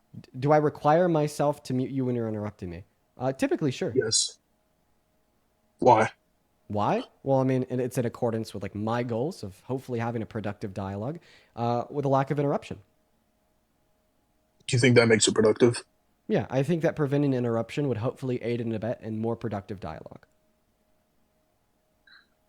Sure. Anyways, what did you want to switch to? Because you don't want to talk about the T's. RVJ, thank you for the celebration on TikTok. We'll talk about your first point. You said that you support Trump because of mass deportation. Here's one very Yeah, simple question. You're interrupting me again, so that's typically when I meet you. This time I'll just give you a heads up. So my one very simple question about mass deportation is, can you articulate one positive material benefit that America will experience by doing mass deportation? Does it have to be material? Yeah. Why does it have to be material? It can't be spiritual. A spiritual benefit? I mean, well, the reason I'd Yeah. say that it can't be a spiritual benefit is because I think that a spiritual benefit on its own is just completely incoherent, like devoid of any Oh, substance. you do? So can I pose a hypothetical to you? No, I want you to answer my question. You didn't ask a question. You said a statement. No, I said, can you name one material benefit of mass deportation? on Well, America? I reject your like stance that it needs to be like material, and I can prove it to you right now, Okay, well then just name and like. you'll agree with me. So I'll just replace the word material with clear. What does that mean? That's just a loaded term. What do you mean by clear? What do I mean by clear? Does that include that like is just simply me asking you to articulate it in a manner in which is clear, right? And not yeah, like I can. abstract. I could explain the benefit and why it wouldn't be physical. Right? I'm just asking you to name like one very clear, non-abstract benefit on America of mass deportation. But what does that mean? Like, Oh, you don't know what what words mean? If you don't know what words mean, go back to elementary school, not Dean's Life. I'm asking for clarification. Like, what are the bounds I'm operating within when I answer this question? Like, what are the thresholds on each side of me that I can't step without when you're asking me that question? The thresholds, I would like you to not step outside of those, or like are those of coherency and clarity. Right? I just want your point to be coherent and clear. Right? I don't want your point to be incoherent or unclear. Those are So the can bounds. my answer can be on the spiritual side of things? I just want you to be able to name one clear benefit. That's all. Yeah, so I would point to like justice. I believe in justice. I think that if you have an entire population of people that come into the country, disregard the systems we actually, because we don't have to actually put systems in place for immigration, but we do have them because I do think that the immigrants in the United States, the vast majority of them, legal, actually benefit the United States. They have for a while. If you go back to the 20th century, you have all the Irish, the Italians, you have Eastern Europeans, you have people from Asia, Africa, South America. They obviously benefit, and more people benefited than not benefit. But I would say the vast majority of illegal immigrants, they naturally have a disregard for the systems we put in place. They don't respect it. And I don't think that the United States should be obligated to keep them in the country and keep them on the land that is defended by people that defend the land and the borders with their life. I don't think we should be obligated to keep them in the country just because they came here. I think we should have a sense of justice that if you don't respect the laws and borders we put in place, then there's a consequence for that. Okay. Okay. So my counter argument against you is going to be an argument out of hypocrisy, right? So you're telling us that because they committed a misdemeanor, that therefore they naturally do not have respect for the systems we have in place in America. Okay, well, Donald Trump committed 34 felonies. He was held civilly liable for raping a woman, and he's violated the Constitution 2 or 3 times since January 20th, 2025. Wouldn't this also indicate that he doesn't have respects for the systems of America? And if not having respects for the systems in place in America is enough to warrant your removal from the country as a civilian, then why is it not enough to warrant your removal from the fucking White House? Yeah, you know what's funny is like you just run in a like you run to argument from hypocrisy, but you realize that's a fallacious argument, arguing from hypocrisy? In what ways is Like it you are, fallacious? yeah. So I could explain. So you arguing that I'm a hypocrite doesn't negate my original claim that you used to jump off to the point that I'm a hypocrite. So I could say, for example, that oh, cigarettes are bad for you, but if I smoke 50 packs of cigarettes a day, that doesn't negate my claim that cigarettes are still bad for you. So you pointing out that I'm a hypocrite is a fallacious argument. You can look it up. Right. However, what it Look should up do, argument from hypocrisy. what it should do It's is a fallacious argument. what it should do is internally negate the claim as it would relate to your support for Trump. So Well, it you're right. logically doesn't. So, It logically doesn't. So well, I don't know what you mean when you like use the term logically in reference to in reference to terms such as should, right? Like I'm unaware of yeah. like, what you mean. So like what I'm basically describing here is that because you would think this about undocumented immigrants, you recognize this as hypocrisy, and you would agree that people shouldn't be hypocritical. This would mean that you shouldn't be hypocritical, which would either imply that you shouldn't support the removal of undocumented immigrants, or you should support the removal of Trump from the White House. That's the argument. Can you steal man my original argument? Yeah, I already did. No, you didn't. Can you tell me exactly what it was? Yeah, the steelman of your original position is that you think that committing a misdemeanor would imply that therefore undocumented immigrants naturally have a form of disrespect or disregard for the systems of America. Is that what I said? Yeah, it is. Is that what I said? It is. That is in fact not what I said. Okay, well, if that's not what you said, would you like to clarify? Yeah, so basically I was saying that a large majority of people who come here illegally and disregard the systems we have put in place don't have a respect for those systems due to the fact that they disregard them. Oh, okay. So that's what I exactly actually said. No, that's not what you said. Okay, what is the you were inserting words like naturally. You said and things naturally like earlier. that I didn't say. Not regarding to this, no. Okay, how much do you want to bet? None. I'm not paying you. You don't want to bet anything? Oh, because you know that you'd pay me, because you know that you'd lose a bet. Okay, that's fine. Well, Let's focus on the substance. So once again, you're telling us that because undocumented immigrants committed this misdemeanor, this means that they have some sense of disregard for the systems in place of America. All right. Is that a fair steelman of your position? Wait, repeat it. I couldn't hear it. I was trying to. Because undocumented immigrants committed a misdemeanor, they have a because undocumented immigrants have committed a misdemeanor, they have a disregard for the systems in place in America. What did they do in specific? I told you specifically the misdemeanor of 8 USC code. Oh no, I don't think blanket committing a misdemeanor does that. I think disregarding the borders means you have a disregard for the borders. I don't think committing because my claim was that they disregarded the system that we have in place for immigrants. Therefore, they don't respect the what is it called? The system we have put in place for immigrants. Yeah, and disregarding the system is what? It's a misdemeanor. Well, this is specific. I'm specifically talking about the border we have put in place for immigrants. But a disregard of the system is a misdemeanor. Why are you meeting me? Right, because what we're saying the same thing here. A disregard of the borders is a misdemeanor. Yeah, not all misdemeanors disregard the border, which is specifically what I'm talking about. So don't try and move the goalposts or open it up to all misdemeanors. I'm specifically talking about. But all misdemeanors would be in disregard of a system. Which system? Which system am I talking about? The system of the American criminal justice system. No. That's not what I was saying. What am I specifically talking about? Specifically, the system of the border. Yeah. So how would all misdemeanors disrespect the system of the border? Oh, so now you think that it only would specifically entail that they have a disregard of the system of a border. That's literally what I originally said. I said they don't respect. Disregard for American systems. You said that plural. No. Oh, you didn't? That's Why not are you what I trying to said. change what you said now? I don't understand why you're running away from the Are point. you If you'd like to revise your claim, that's fine. And why am I muting you? Because the chat's telling me to.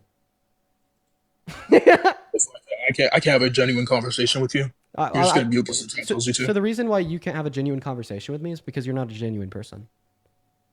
Yeah, so can I repeat to you what I said? I said they don't respect the system we put in place specifically for them, aka the border policy and the immigration policy.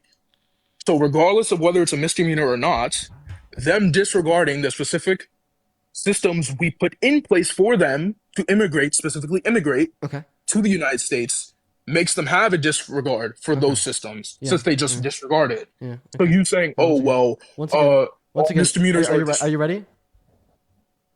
Are you ready? Here's my counter argument. So you think that Donald Trump should be in the White House, yet he has disregarded systems that have specifically been put in place for him and other individuals in positions of power, such as the ordinances as offered under the American Constitution? That isn't a refutation of my claim or my argument. Can you steelman my argument?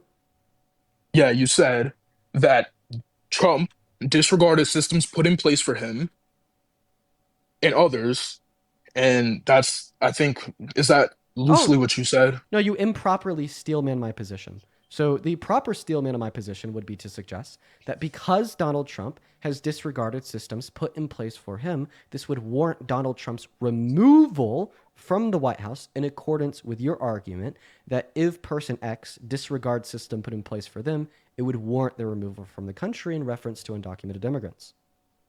Yeah, specifically for border policy, not for everything in the United States. I didn't make a blanket term about everything in the United States. Why do you think that this claim is only warranted as it would relate to systems of the border, but not warranted as it would relate to systems of the ordinances of the Constitution? Well, I think because, like, there's people who do misdemeanors and there's people who disregard systems, but I don't think they should be deported. So. Oh wow, you're not answering my question. Do you just? I literally just did. Do you just not? I just said how it's different. Do you just simply not understand the question that I asked you? Well, you're equivocating because you're saying, "Oh, Trump disregarded his system, so he should be removed from the White House." Equivocation. I'm just simply pointing out the very clear fact that if you think that disregarding the system of like the policy as it would relate to the American border would sufficiently warrant removal from the country, why would we say, or why would we not say, that disregarding a system such as the ordinances of the Constitution, its amendments and rights as guaranteed unto us, would at the bare minimum at least not warrant removal from a position of power? Can you repeat that? For sure. I'll repeat it again.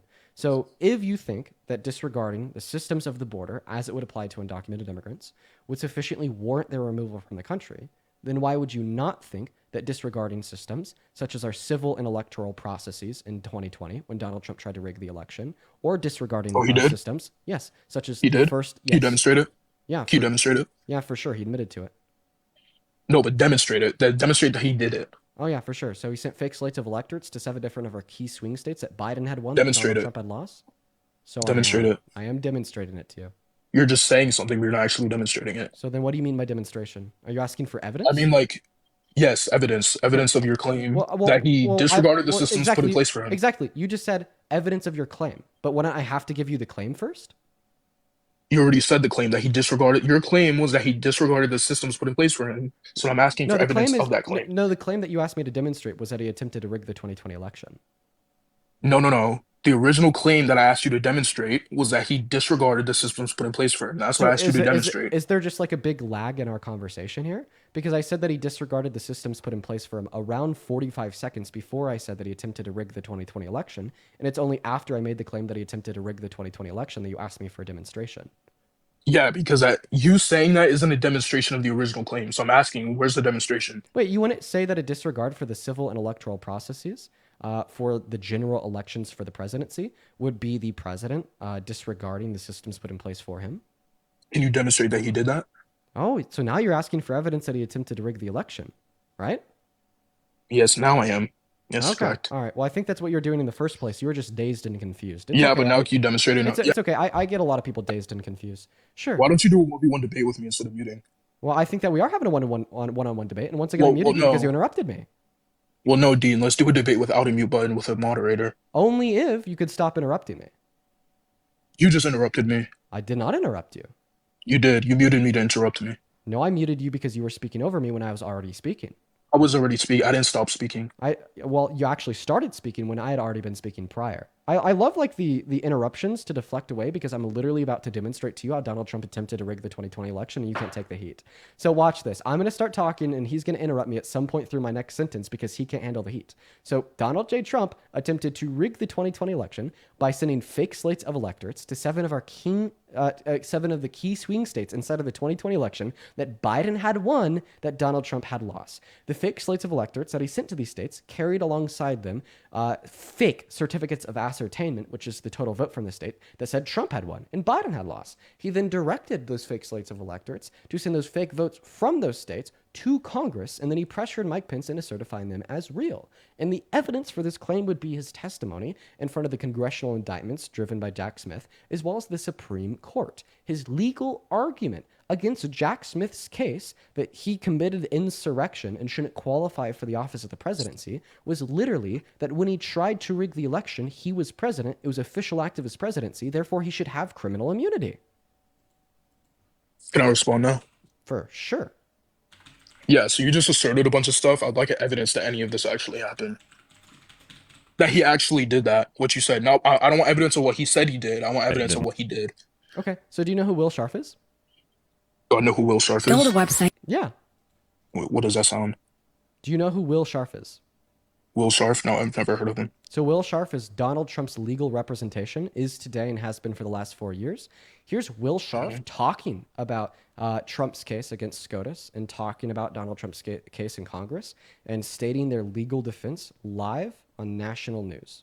The immune acts in the indictment are stripped away, that Jack Smith doesn't have a case, that this case should be dismissed on that basis. I don't think there's sufficient private conduct here to support the indictment, to support the ongoing prosecution. And that's what we're going to be litigating in front of the district court now. Even just the false slates of electors, you don't think that would constitute enough for a trial? Well, we would say alternate slates of electors. And as we argued before the Supreme Court, alternate slates of electors have been a method used by previous presidents, most notably Ulysses S. Grant, to ensure the integrity of prior elections. So we believe the assembly of those alternate slates of electors was an official act of the presidency. That's what we argued before the Supreme Court. The Supreme Court has reserved that issue for determination. Yeah, there's Will Scharf talking about their alternate slates of electors. No, super cute. You could even go on the National Archive website and look at the fake votes that these alternate slates of electorates sent to Congress on J6. And you could read the emails back and forth between the state's governor's office, who are the ones that send the real slates of electorates with the real certificates of ascertainment, saying that they know nothing fucking about them. Yeah, you just heard Will Scharf admit to Donald Trump trying to steal the 2020 election because he thought it was stolen from him first. Yeah, so all I heard was words. I didn't see an actual demonstration, a physical demonstration, or anything happen. I heard words. Okay, well then I think that you have an unrealistic standard of evidence because if Donald Trump's own personal attorney from 3 years ago until today went on live and testified to the fact that this is something that Donald Trump done, as well as you could like go on nationalarchives.gov, look at the fake certificates of ascertainment yourself. You could go to scotus.gov and you could read the case that the Will Scharf is talking about. Then yeah, I just think that you uphold an unrealistic standard of evidence. And by the way, this whole time, I hope that you know that we've been transmitting words to one another. So if you truly upheld a standard of words simply not being enough, well, then you just simply wouldn't say that a debate online between an individual such as myself and you would ever be effective in demonstrating any point as being true, since all we have inevitably is words. Well, no, you could point to physical objects and evidence for certain claims. For example, I could say that dinosaurs existed and point to the bones. I'm not pointing to words when I say I'm pointing to the bones. Wait, I have a question. So you're just wrong. So I have a question. So what exactly was the issue with me providing the testimony of Donald Trump's legal defense 3 years ago, who still is legal defense today, talking about Trump's case in front of SCOTUS, arguing that attempting to rig the election was an official act of his presidency? What is the issue with that? So I asked you for a physical demonstration. Oh, and why is the evidence that I didn't ask you for words? Because it's not a physical demonstration. Okay, so you need a physical demonstration for something to be true? Yeah. Okay, and what do you mean by physical demonstration? demonstration, which is physical, material demonstration. Wait, a material demonstration? What is a material Yeah. demonstration? What does material mean? Well, I'm asking you because you're the one positing that that's what you need. So you'd Would you be the agree one with me defining that material, yeah.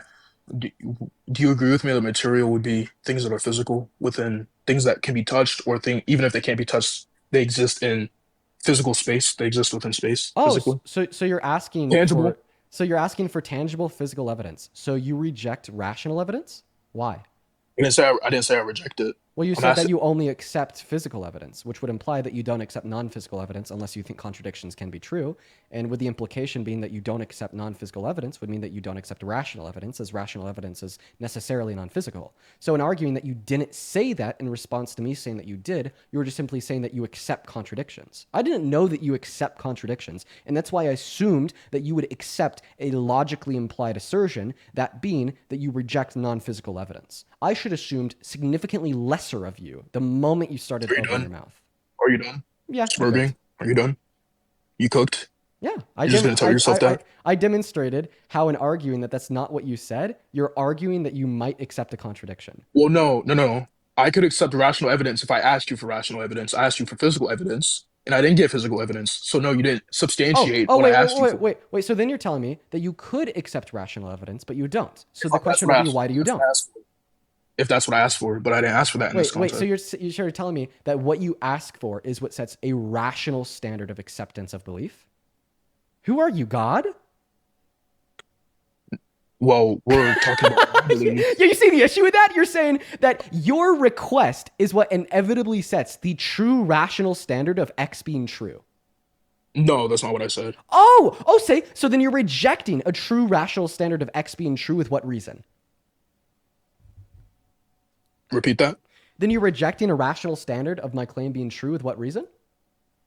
Yeah, I didn't say it wasn't true that Donald Trump did it. I didn't say he didn't do it. I asked for a physical demonstration that he did. Okay, and then once again, this just goes right back to why would a rational demonstration be insufficient? I didn't make enough. So then this just goes right back to my question. Why would a rational demonstration be insufficient? And that word insufficient is indexed into having more reason than not to believe it to be the case, or whatever standard of evidence you would uphold. Yeah, in this context, it just doesn't really make me feel good. Like, can you give I feel like physical evidence. Oh, so you're saying it doesn't make you feel good? So you think that your feelings determine what is true of a reasonable standard of evidence? No. In this context, wait. If your feelings don't determine what is true of a reasonable standard of evidence, well, then I just simply reject your feelings as being the basis for how much evidence I'd have to give you for the claim. Can I respond now without getting muted, please? Yeah, for sure. Can you steelman what I just said, though? I want to make sure we're on the same page. No, I don't think I'm going to steelman what you said. I'm going to continue with what I was saying. Oh, so you don't even know what I just said because you can't steelman it. No, I do know, but I'm going to continue what steelman I was saying before I was muted. No, because I want to make it clear that we're not speaking past one another. Steelman what I just said. No. I'm going to continue what I was saying. It sounds like somebody is scared to admit they weren't listening. Or I could continue what I was saying before I was muted. Oh, okay. Scared to admit that you weren't listening. That's fine. Do you need me to repeat myself? I don't mind. Keep patting yourself on the back. You would never do a 1v1 debate with me. We're 1v1ing right now, my friend. No, we're not, because you're muting me. Because I'm muting you when you're me? You interrupted me, and then muted me. So back to the meta? Tangent. Back to the meta? Oh, is this what you're going to do? You're going to run away from the fact... So now you're going to run away from the fact that you weren't even listening to me when I described why your worldview is incoherent? Yes. Am I running? Yes. Wait, where's the inconsistency? Yeah, the inconsistency would be in the fact that you're telling me that you just simply want to move on and ignore everything that I said, but you understand what I just said, but you don't want to be able to describe what I just said, which clearly demonstrates that you weren't listening to what I said, and you'd rather run to meta conversation instead. So once again, now that I've answered your question out of the kindness of my heart, I will ask you to answer my question out of the kindness of your heart. And if you can't do so, you just be demonstrating that you're a bad faith interlocutor. Remember the question that I asked you is, can you steelman the last thing that I said in response to your absolute incoherent gibberish statement by arguing that it doesn't make you feel good that the rational evidence I gave you is sufficient to justify that indeed Donald Trump did try to rig the 2020 election with no further reason, even though your fucking feelings do not demonstrate what is true of a reasonable standard of evidence to demonstrate that the claim is true. Are your estrogen shots kicking in? Oh, man, are you just saying that you can't handle the heat? I don't know. Dean, set up a moderated debate. Oh, are you running away? That's it. No, I'm not. I'll keep talking to you, but set up a moderated debate. Well, can you give me a response to what I just said? I will, but will you agree to set up a moderated debate? Why would I agree to set up a moderated debate if you can't even win in a non-moderated, fair you conversation won? with me? You won? Yeah, obviously. Well, mate, how did you win? Yeah, because I just said something that you can't respond to. You got absolutely fucking destroyed. I got destroyed. How? Demonstrate it. Yeah, the demonstration would be I gave you an argument to demonstrate that you're just spouting incoherent gibberish. Point number 1, you couldn't even steelman it. Then point number 2, you have no response on how to pivot to asking me if I had my estrogen shots today. Well, did you? Exactly. Well, did I lose the debate? You did. I didn't. I said that physical evidence. Yeah, can I speak now? Can you stop interrupting? Well, can you respond to what I said? Can you steal? Can you steal? Can you stop interrupting, though? I'll stop interrupting the moment you're able to steelman my position. Yeah. So, anyways, I said that it doesn't make me feel good in this context, and you said, "Oh, does your feelings determine objective truth?" I didn't say it was objective truth that he didn't do it. I asked for a demonstration that he did. Okay. So once again, so you improperly steelman my position. So what did you didn't say that? You didn't say that my feelings don't. Do my feelings determine objective truth, Dean? No, it's the second part. I particularly said that your feelings do not determine what a reasonable standard of evidence to accept the claim would be. And are you the arbiter of that? Am I the arbiter of the truth of the claim? No, I didn't make it. Yeah, I said what would be needed for me to believe what is being asserted in this context. Okay. That's my standard. I'm not saying that's the objective standard, so I don't know what you're talking about. Wait, by telling me that this is your standard with the acknowledgement that your standard would fall outside of what is reasonable, why do you uphold who determines what's reasonable standard of evidence? Who determines what's reasonable? It's irrelevant because you already admitted it was. Well, no.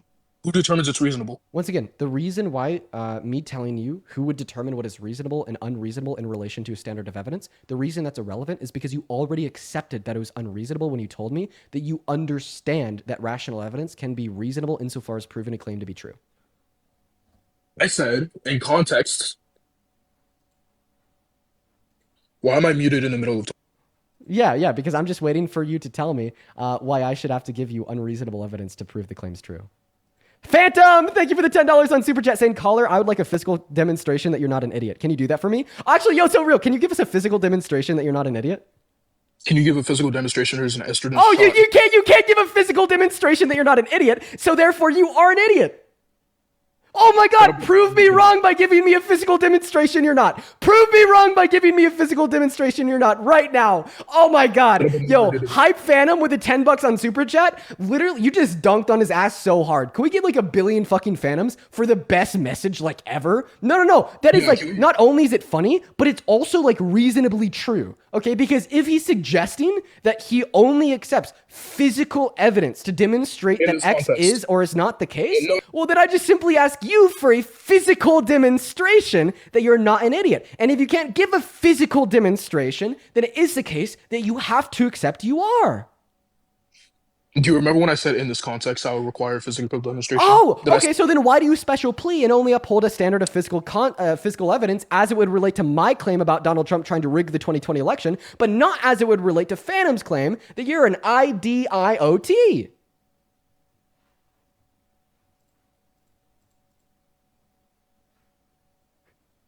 I couldn't speak. I was muted. Anyways. Answer. Why do you special plea? Why do you uphold that in one scenario but not the other?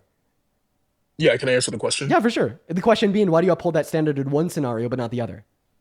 Yeah, I already answered that. It's because it makes me feel good. Oh, it's because it makes you feel good? Of course. So you're saying that we could demand things of others that make them feel good? Well, I'm sorry. Did I demand it or did I request it? So we could request things of other that makes us feel good, and if they're unable to oblige in the request, then they're wrong. He left. Oh my God. Holy shit. So that's how we handle pseudo-intellectuals. I hope that you learned a thing or two. I really hope that you learned a thing or two from somebody just so significantly better faith and more intelligent than him. That is how we handle pseudo-intellectuals, folks. Let's go to move on to the next guest. Holy shit. What a W. What a beta. Can we get some betas in that chat? What a beta. Tucking the tail and running away. What a beta. What's up? Do you support Trump? I voted for Trump. I wouldn't consider myself MAGA, but I did. I'm a registered independent. Do you support him today? A little bit less than when I voted for him, but still some policies that I like from him. Are you driving? No, I'm sitting in a parked car.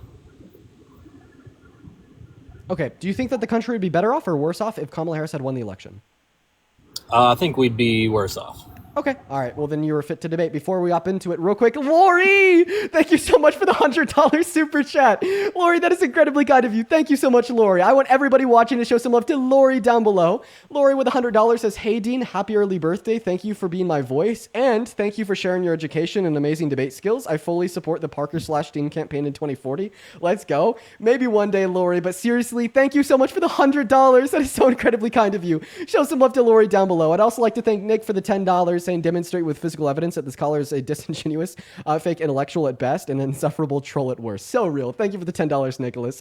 Melanie with the 10 as well. Thank you so much, Melanie. Then Matthew with the $15. Thank you so much for the love, Matthew. You were phenomenal. Then Sierra with the $10, saying that this guest is entirely about control. He didn't get it, so he ran away, and that's what I love. Then Ebony, thank you so much for the $10 over on Venmo, saying you were amazing. Thank you, Ebony. And then Joe B, thank you so much for the $30 over on Venmo. Joe B, that is so incredibly kind of you. Thank you so much. And also, Joby, I read your message. I'd have to check out their music before I shut it on live, but I will give it a look. But Joby, that is seriously so kind of you. Let's get 300 Joby W's down below. That is Joby. Thank you so much for the $30. As well as Charlie, once again, with the $10, asking if I'll be at Charlie Kirk's event at CSU on the 18th. I will. Then Natalie with the $10. Thank you so much. Show some love to Natalie down below. Then Valkyrie with the $10 for muting that last guest. Avery with the $20, saying, hi, Dean. My parents are both lawyers in Denver. They absolutely love what you do. Tell them I said hi and tell them I said thank you. Thank you so much for the $20, Avery. Go ahead. So why do you think that Kamala Harris would be a worse president today if she had won the election? I just really like the policies that Trump has passed so far. Like which ones? I mean, there's specific. I've been listening to your live today, so I don't want to say anything I'm not allowed to say. But there's policies that ban gender theory for K through 12 that I agree with. Okay. So what policy banned teaching gender theory K through 12? And what gender theory was taught K through 12?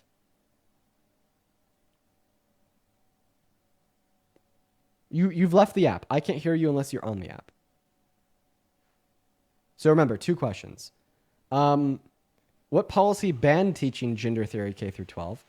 And what gender theory was taught K through 12? I'd have to look it up. I was just looking it up before I got on the lab with you, so that's why I wasn't. That's why I said that I left. Okay. So do you either want to come back up later after you've been able to research these necessary questions, or do you want to talk about something else? We can talk about whatever you want. I mean, for me personally, it's obviously selfish, but the Big Beautiful Bill Act. I'm a server, so I get tax breaks for the first $25,000 that I make this year. I mean, that directly affects me as far as his presidency goes and what policies he's passed with the Big Beautiful Bill. Okay, so point number 1. Even though you're going to be able to write off some of your taxes for the next 2 years since it expires in 2028, it is also the case that you're going to be paying more for energy. We're expecting the average American to have to pay an additional $500 per energy per year due to Trump's rollbacks of the IRA clean energy credits. If you have any children, you might have to pay more for their meals at school since he's rolling back free school student lunches for 18 million school students. Same thing would apply to cuts to Medicaid and food stamps. But I guess the way that I'd posit the question to you is, assuming that that is the benefit that you reap and you are not personally going to experience any of the detriments, and let's assume that you're maxing that out, meaning that you're taking home maybe an additional $4,000 per year in taxes. If there's a button in front of you that would give you $4,000 per year for the next 2 years, but it was at the expense of 10 million low-income Americans losing healthcare and 3 million low-income Americans losing food stamps, would you hit that button or would you not hit that button?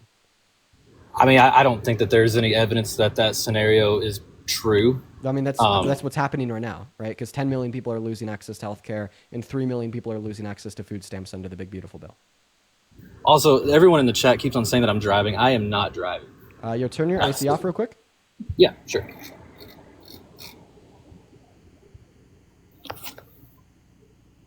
All right. Yeah, it was just the AC. Go ahead. You could turn it back on, by the way. You don't need to die. Just wanted to make sure that sound was the IC. No, please go ahead and respond.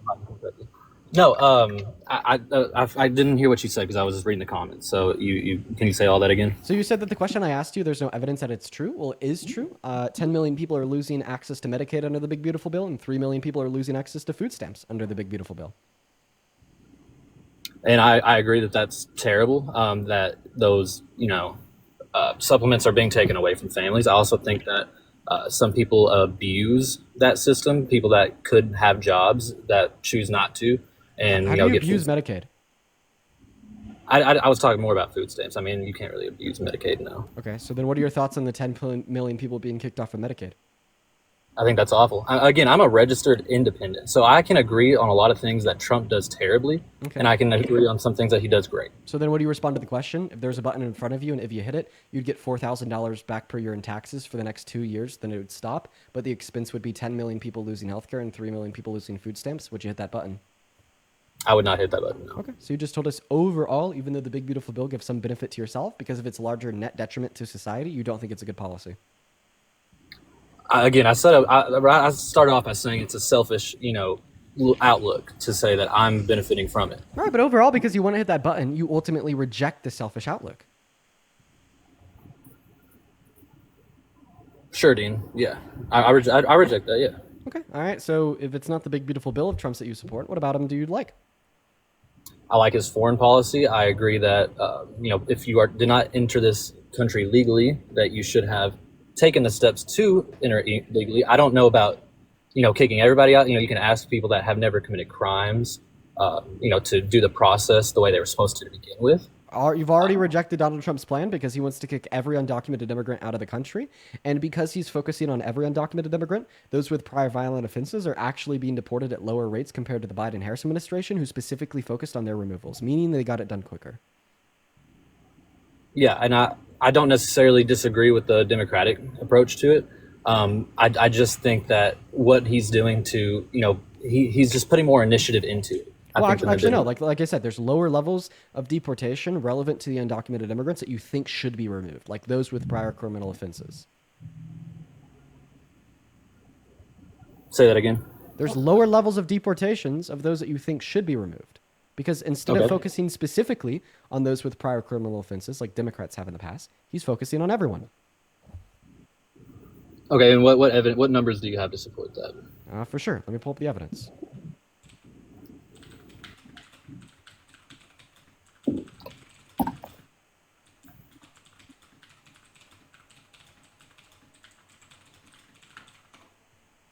Give us a minute. Everybody in the meantime, make sure that we're double tapping away on that phone screen.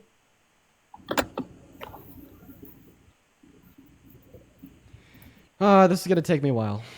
It's going to take me a while. If, oh, I think this is it. Nope, that's from 2024.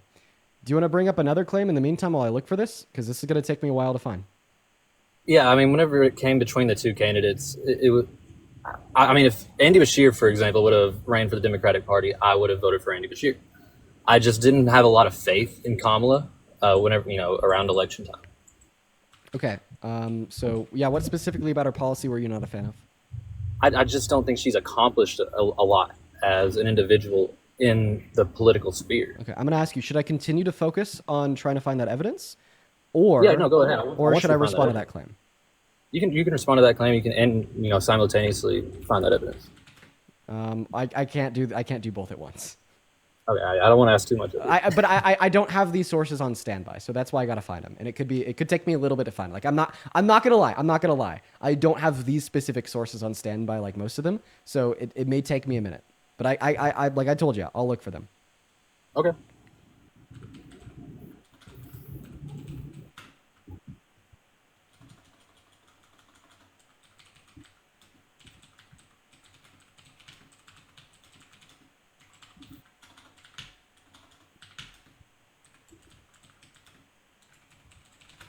Santana might be even able to help. Santana, I see that you're watching right now. You just sent me a text. I'm looking specifically for the levels of deportations of those with prior criminal/violent offenses under Biden compared to Donald Trump in the last 4 months, and how they were higher under Biden compared to Trump. And specifically what that source would be is just like wherever on DHS's website, they report quarterly removals, specifically of those with prior criminal offenses. I just can't find it on their website. So if Dean, while you do that, I'm going to find the executive order that I was talking about with the K through 12 while you research that. Yeah. Also keep in mind that I'm specifically asking you also for what was taught in relation to gender theory. Heard. One sec. I know that Santana has it. Honestly, just wait on Santana's response because I've heard Santana make the claim too before. It's somewhere on fucking DHS's website. It just has to do with quarterly reportings of removals.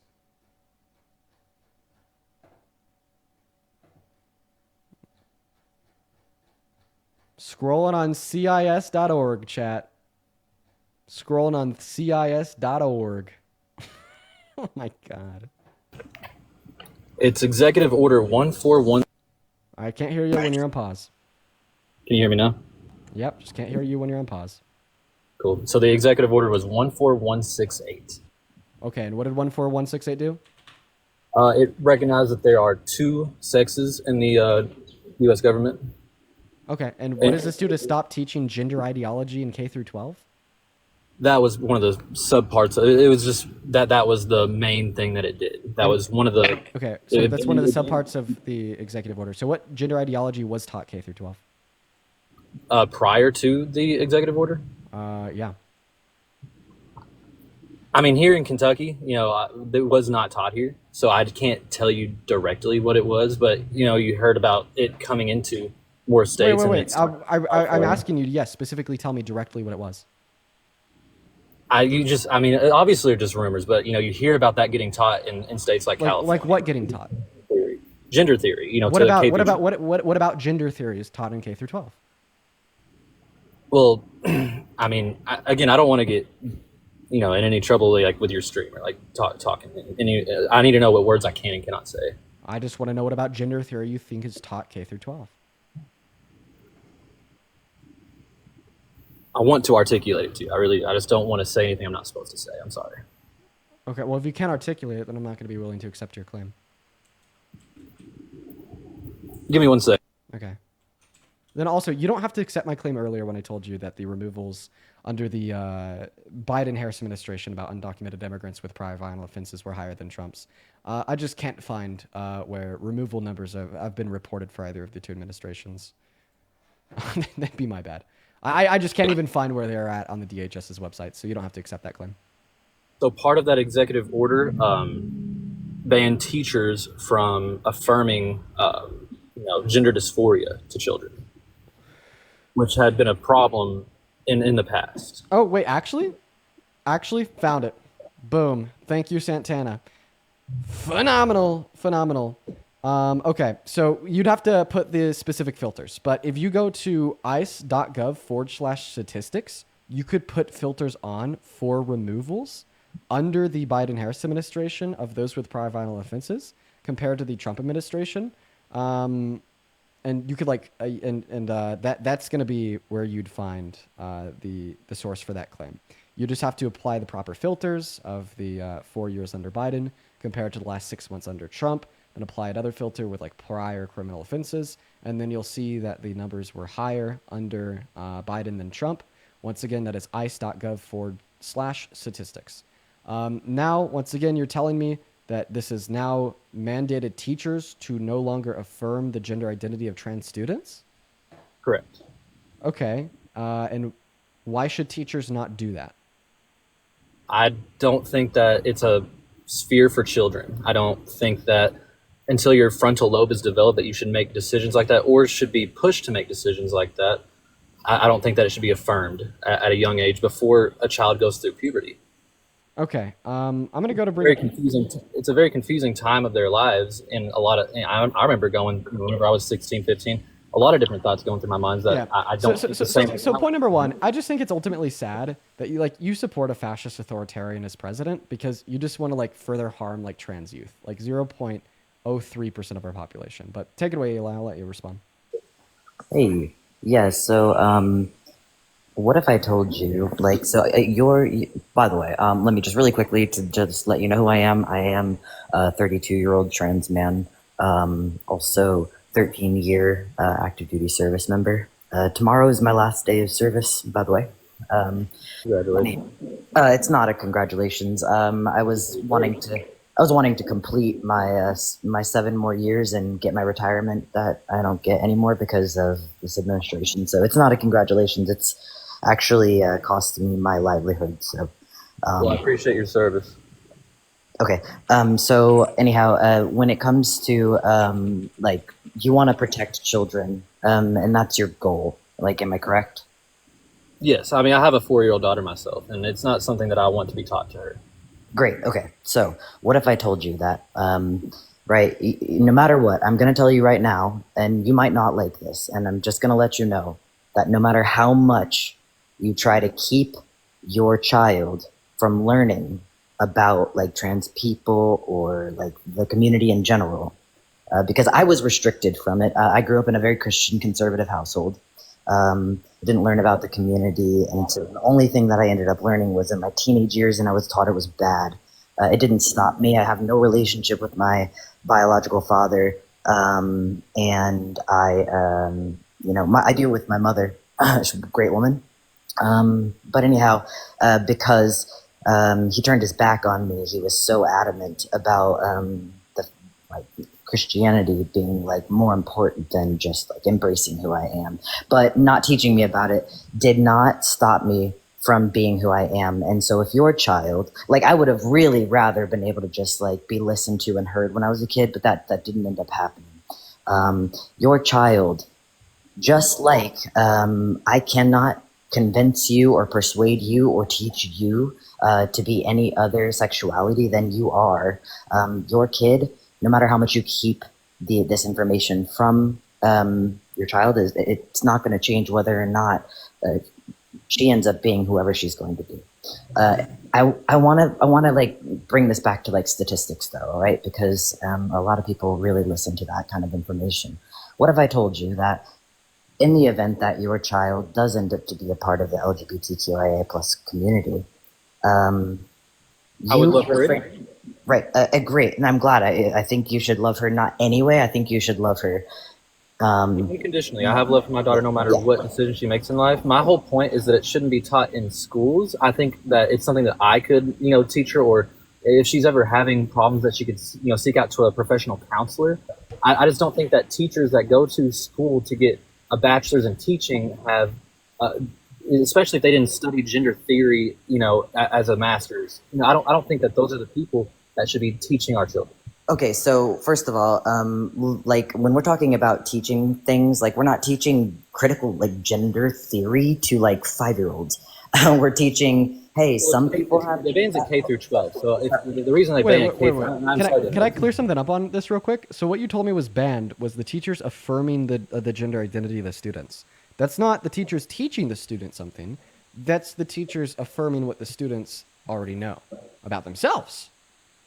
I don't think any child knows that about themselves from the ages of 5 years old is when you start kindergarten. Yeah. So do you know what age, respectfully, I do know a lot about this. This is a topic that I not only have the lived experience of as both a trans person and a queer person, but also have an extensive amount of knowledge on, and I can back it up with sources. Do you know what age that a child, or the age of development in which a child starts to understand their gender expression naturally, not with being taught in school or anything, just naturally? I mean, my daughter has liked dolls and pink stuff since she was 2 years old, so I understand where you're going with that. No. There's like this is like not me just like asking what you think or what I think. I'm talking about in the stages of development. What is the age range that children understand and recognize their gender identity? I do not know. I would love for you to enlighten me, and I would love to have some evidence behind that as well. Yeah, sure. So that would be between the ages of about 5 and 7 years old. So right around the age of your daughter, anyways. Sure. Yeah, and I'm happy to send you like sources, even like in your DMs if you want after we get off this live to the information I'm giving you. But the reason I say that, go ahead, Dean. Then also I just want to hop in here too because we're talking about sources and whatnot. It took me 15 minutes, but I did find it. If you go to ice.gov, I thought we were on a different topic. I was like arrests over time. I thought you were showing me like teachers getting arrested. No, I know. I just wanted to tell you that I did find it. If you go to ice.gov/statistics, you break it up quarterly or monthly, and then you select the filter of prior criminal offenses, you will actually see that in Q1. What are we looking at? You're looking at a breakdown of arrests and removals of undocumented immigrants with prior criminal convictions on their records. And you'll see that in Q1 of 2025, it was lower than Q4 of 2024 and every other month of the Biden-Harris administration. So what are the orange and the blue here? Well, you took it away. Pending criminal offenses and criminal offenses on record. Okay, and that's a comparison between Biden and of Trump's? Yeah, it's just looking through the fiscal quarters. I mean, it's a little. There's some blue that are higher than orange, and some orange that are more than blue. Yeah, but when we have pending criminal and convicted criminal offenses totaled, every single month under the Biden-Harris administration was higher than Q1 of 2025 under Trump. Okay, I'd have to look into those statistics more. I don't really. I'm going to be honest with you. I don't exactly know what I'm looking at right there. I mean, I just told you, but okay, whatever. I just wanted to make it clear that I did give my source. Now continue, Eli. Yeah, sure. So the reason why I'm bringing this up, right, is because so I knew when I was like 6 years old.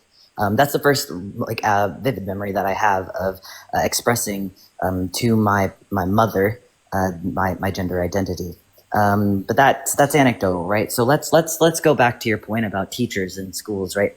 So you said that you don't want kids to be taught this and you'd rather teach it yourself. Now, I'm glad that you want to take it upon yourself to teach that, but you've already expressed that you don't want your child to be kind of exposed to this because you think that they're too young. So my, confidence in the fact that one, you're going to actually end up teaching, hey, it's okay if you are this, I don't care, and I support you and I love you.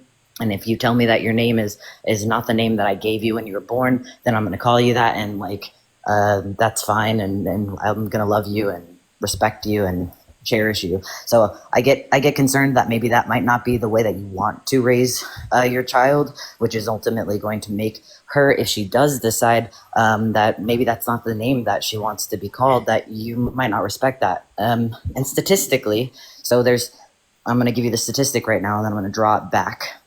So statistically speaking, you can go on the trevorproject.org.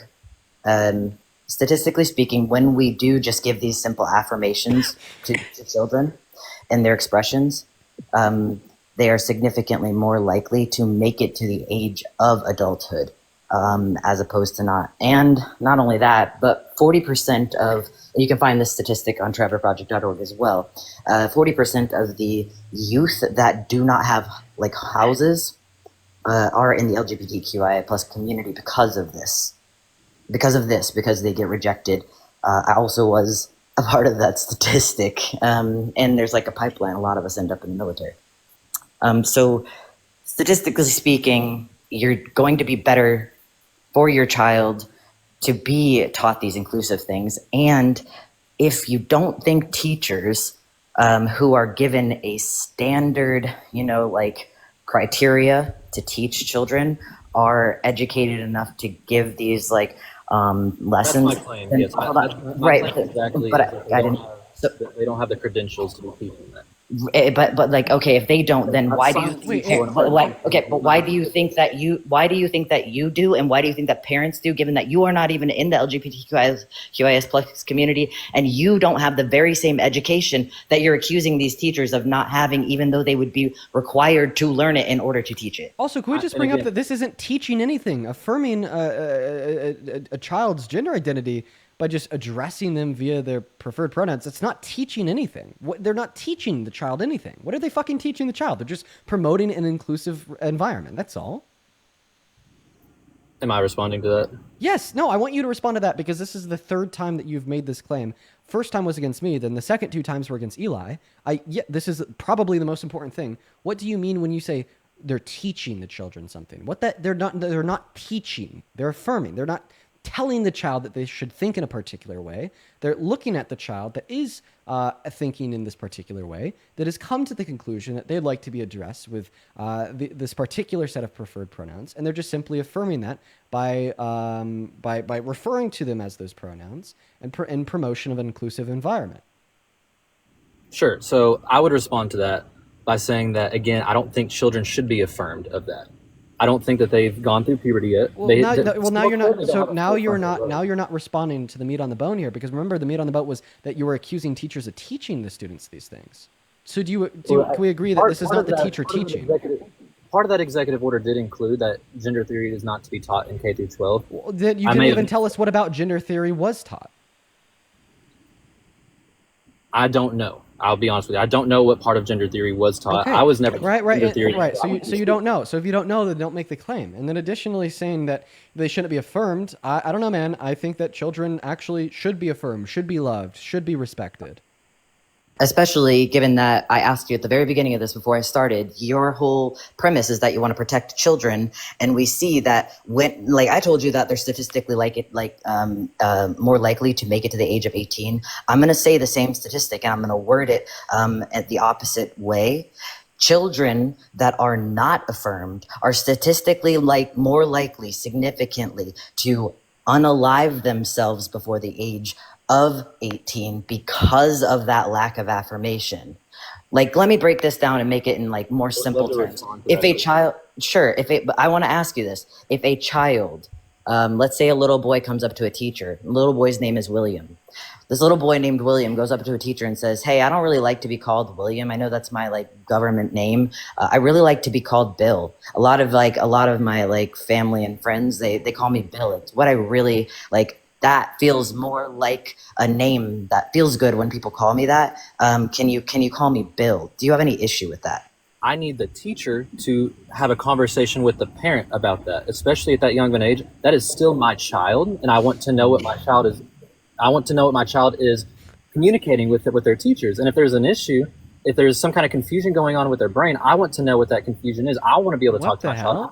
Wait, why do you think that we're confused? I want to bring up a personal anecdote real quick about a child asking to be referred by the name of Bill. Funny enough, when I went to private Catholic school, there was actually one of my really good friends. His name is Luke, but for whatever reason, Luke liked to be called Bill. I'm not even joking. We all called this guy, his name is Luke, Bill, right? And we all called him Bill from third grade until graduating eighth grade. I'm not even joking. We called him Bill. Our teachers called him Bill. I remember Bill. Bill was a funny ass guy. Let me tell you guys. Bill was a funny motherfucker. So do you think it was wrong for the teachers to call him Bill? My first name is Mackenzie, and I have people call me Mac for short. There's no problem with that. That is not what we're talking about. So I just want to clarify that you think there's no problem with the teachers affirming Bill's name as Bill. There's no if a kid wants to be called something different and it's something close to their name.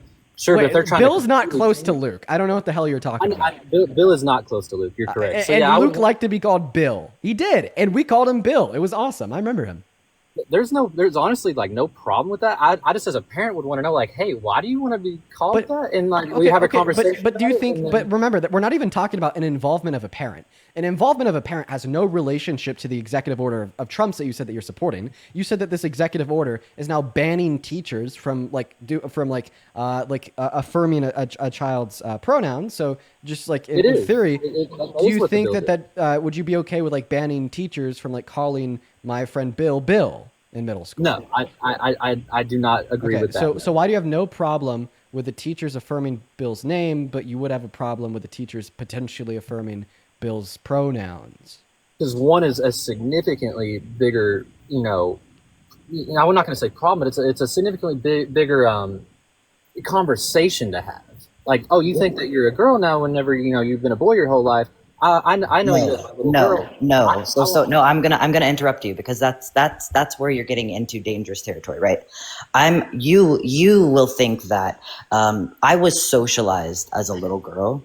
I was socialized as a woman. It took me years before I had the courage to be proudly who I am because of the discomfort of honestly people like you. And now, no matter what you say to me, I have. I want to clarify my statement. Hold on, I want to say. Can I please? I have a cousin who is transgender. I don't care. That makes me sad. I'm arguing that the parents. Go ahead, Eli. Thank you. So I chose the name Eli when I was 6 years old. I chose the name Eli. I didn't get called Eli by anybody until I was in my late 20s, and there was only like a handful of people that I trusted so intimately closely. I deserved to be called Eli when I was 6 years old, just like any other trans child deserves to be called whatever name that they're telling you that they are.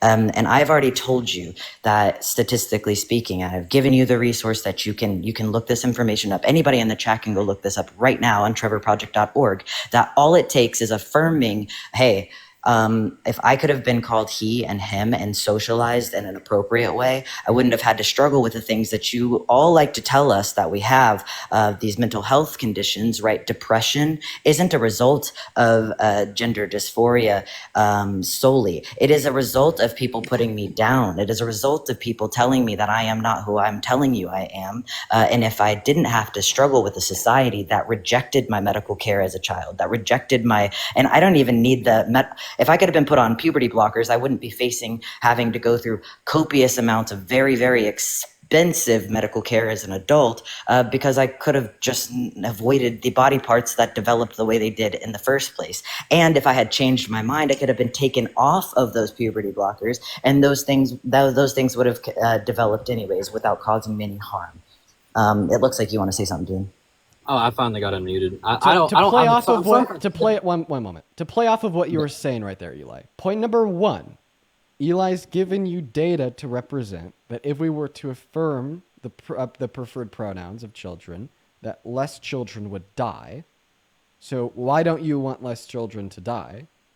Point number two, even if, right, a child has requested of a teacher to call them by a set of preferred pronouns, and they're not actually trans, just assuming this as a hypothetical, I don't think that this is going to do anything negative to that child. That child is going to grow up, and maybe one day they'll be like, I remember my sixth grade teacher referring to me by pronouns that I don't associate with today. That was really funny. You know, like if a teacher can't even get their children to do homework, I don't think a teacher could get their children to change their fucking gender identity. You know what I mean? Right? So respond to everything that Eli just said there. But it's like the 2 points that I see Eli really pointing out here that I think are important is that it'll save the lives of more innocent children, and even conceiving of a circumstance where they're not actually trans yet asking to be labeled by adjacent pronouns to their gender identity, that this seemingly wouldn't impact or cause like any level of harm. I want to ask you both a question. Respond to Eli in those 2 questions. You don't respond to a question with a question. You respond to a question with an answer. Sometimes you do. Sometimes you respond to a question with a question. There's nothing wrong with that. It happens all the time. Well, I would appreciate it if you would respond to those questions with answers. Okay, well then I won't ask the question. I'll just make the claim that I still want you to ask me that question after you respond to whatever I said. I'm happy to answer whatever questions you have, but I am curious what your answer is. So part of my point is, I'm just going to say, okay, I would claim that the majority of children that want to be affirmed by a different gender than how they were born are going through gender dysphoria. The majority of them are.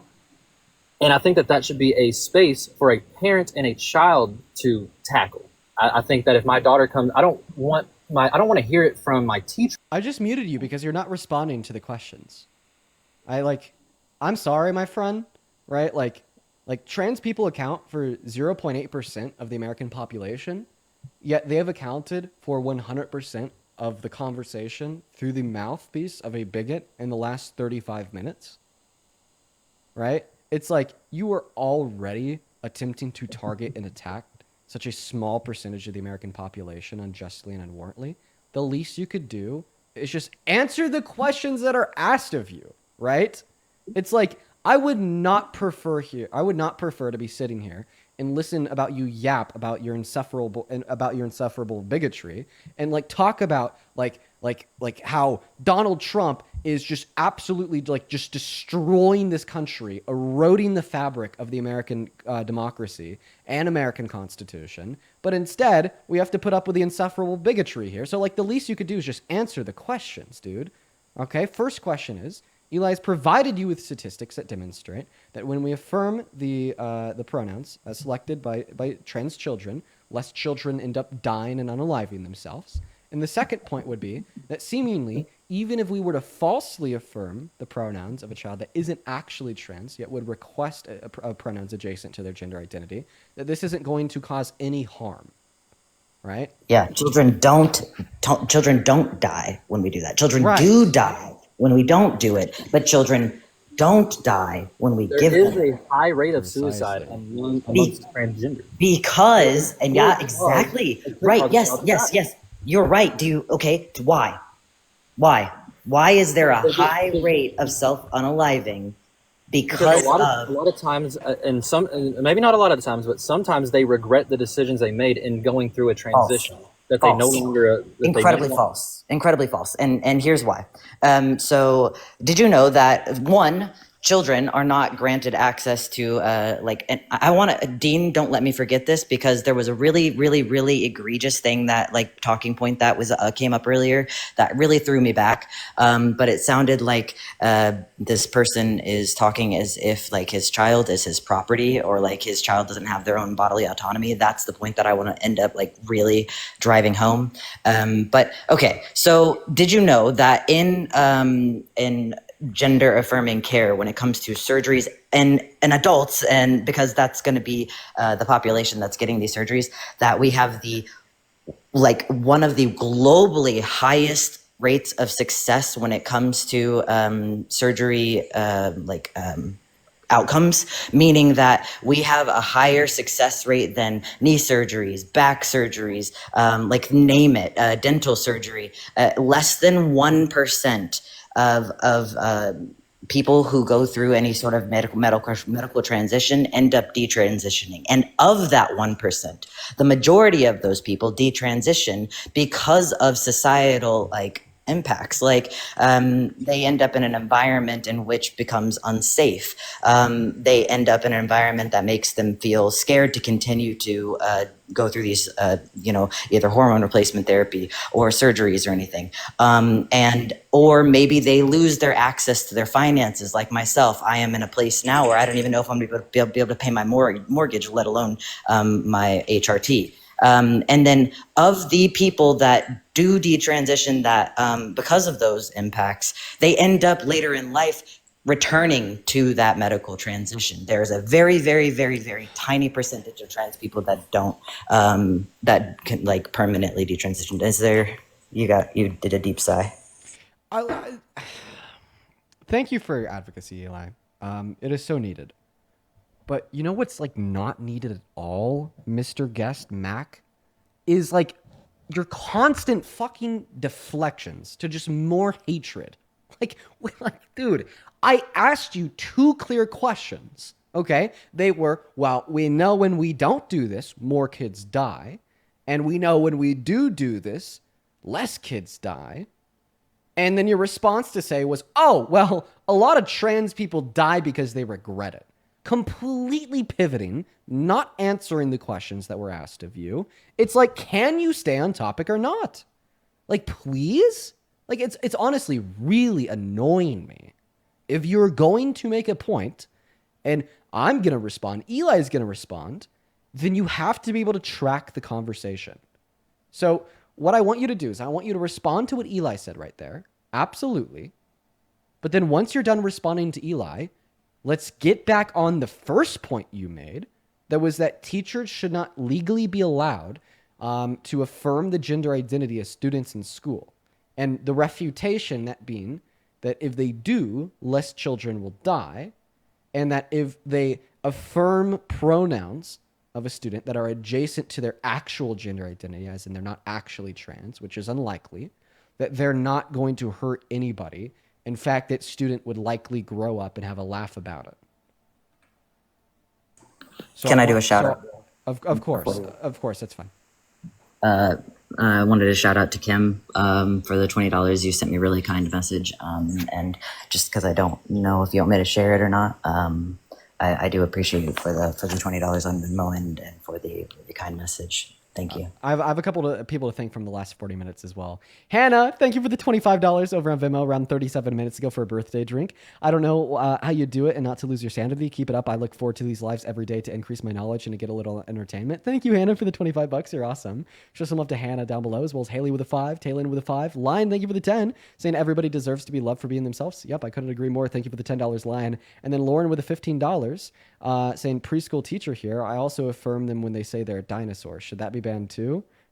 Dude, exactly. Fucking, dude, exactly. Good point, Lauren. Thank you for the $15. Jessica with a 5, and then Ariel with a 5. Right? It's like, just real quick. Like, Lauren, your point perfectly plays in to the second question that I had asked to the guests. That being, it's like, if they are proposing pronouns that don't legitimately align with their gender identity and the teacher affirms it, they're not causing any harm, right? But we know that the vast majority of kids that will do this, right, are genuinely trans, right? And affirming those pronouns reduces harm and reduces like child self-unaliving. I'm going to give you one last chance to respond to that. One last chance, okay? Because this is insane. This has been going on for an hour now of you not addressing the meat on the bone with your original claim. It's like every time I want to put you in a position where you have to answer to the pressing questions, you completely ignore the pressing questions, and then you move on to just espousing more bigotry.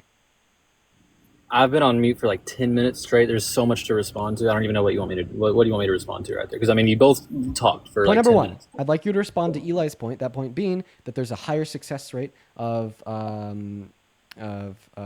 sex change operations as it would relate to trans adults than any other surgery. Point number two, Great. in relation to the original claim about you wanting to ban teachers from affirming the pronouns of students in school, that why would you want to ban this knowing that it will reduce the amount of children that self-unalive? And point number three, seemingly even a child is purporting preferred pronouns that don't genuinely align with their gender identity, the teacher affirming them is not going to cause any level of harm. Sure. Okay. So I will respond to what Eli said. Great. I'm glad. I don't see those statistics in front of me. If that's what's happening, great. I'm glad that there is success rate going in that. I don't hate the LGBTQ plus community. I have a transgender cousin. Then I have a gay uncle. I love them both with all my heart. They're family. We accept it. My point, my claim to begin with, is that I think that it's a space. Whenever a child is incapable, whenever they are not an adult yet, I think it's a space for the child and for the parent to discuss. You're not responding to my claims. I am 5 seconds away from kicking you unless you respond to my claims. Okay. How would you like me to respond to you? By fucking addressing what I'm saying. Why do you want more children to die? We know that if we affirm the children to die. Okay, so then you agree that the teacher should affirm the preferred pronouns of trans youth. I don't agree with that. I reject that claim because I think that it's a space that should. I think that a parent should give consent to the teacher. Like, yes, you can affirm this. Me and my child have talked. Wait. But I thought that the EO doesn't even account for the for parental consent and just bans it outright. It doesn't. You are correct about that. Okay, so like once again, you think that teachers should be limited from affirming the purported gender identity of students, even if we know that it will cause no harm and only save lives. Sure. So that bill swings very far right. I'm in the middle. I'm independent. So I accept or reject that I just said. You support this executive order. You support banning teachers from affirming the preferred pronouns of children in school, even though we know it would cause no harm, right? And it would save lives, right? I can't say that it would or wouldn't because I don't have those statistics in front of me, and I need. Okay, I've given one right now. If you look at your screen, you don't even have to see it on the big screen because it's so big. So this is just surgeries alone. I'll pull up the next one while you continue to talk. There's between a 94% and 100. 100 is like literally what we would consider a medical anomaly. My entire background is in medicine. I was a medical provider for the United States Air Force. This is a medical anomaly. But just for surgeries alone, which is one of the number one things that is disputed by people who are anti-trans, is between a 94% and 100% success rate. Now, if you want me to pull up the TraverProject.org right now that I was referencing, I will do that as well. But it shows that it is statistically proven to save lives of children, which is what you purport to be the problem with trans people in the first place. Did not support that. I'm going to say once again that I do support the community. So Eli just gave you references from the Trevor Project in order to indicate that the claim is true. When we affirm the gender identity of trans youth, it saves lives. What now? Am I responding? Yes. Causes no harm and saves lives. Why would you want to ban something that causes no harm and saves lives? Ban, I don't want to do. Restrict, I do want to do. Okay, ban. I thought that you said it banned teachers' ability to do it. It does. It's Okay. swung. Okay. So where so we then were so then always so then high. you don't support the executive order, right? I support the basis that we need to get it more Do you or towards the do middle. you do you or do you not support the executive order? I'm trying to tell you why I support it, Wait, not but because I fully thought you just said agree with it. that, but I thought that you just said that you didn't support banning it, even though the executive order bans it. I don't have to fully support an executive order. I can So then, what mostly inside support. of the executive order do you support? I support restricting it, not banning it. Okay, I but it think bans that, it. It doesn't restrict it. It bans it. So therefore, you don't support it. but formerly there was no restrictions. So you support banning it over not banning it? That's a loaded question. I mean, where I'm at in the middle, it's hard to really answer that for like indefinitely. Which Right. side I It's would really be. hard to answer clear questions. I get it. Yeah. By the way, this whole time just been talking about 1 out of every 150 children in school. We've been talking about how you think teachers should not have the ability to respect and create an inclusive environment for 1 out of every 150 children in school. How many children are in school? Let me do this calculus real quick. How many American children are in school? Let me see this. 55 million. What is 55? What is 18 divided by 55? That would be, wow, 32, which would be 3 out of every 10, or 30 out of every 100. So you support an executive order that takes away the ability from teachers to promote an inclusive environment for 1 out of every 150 students in school. But for whatever reason, you don't care about the fact that the Trump administration passed the big, beautiful bill, which is defunding the DOE, which has resulted in 18 million school students losing access to free school student lunches, which negatively impacts 32 out of every 100 students in school. Really?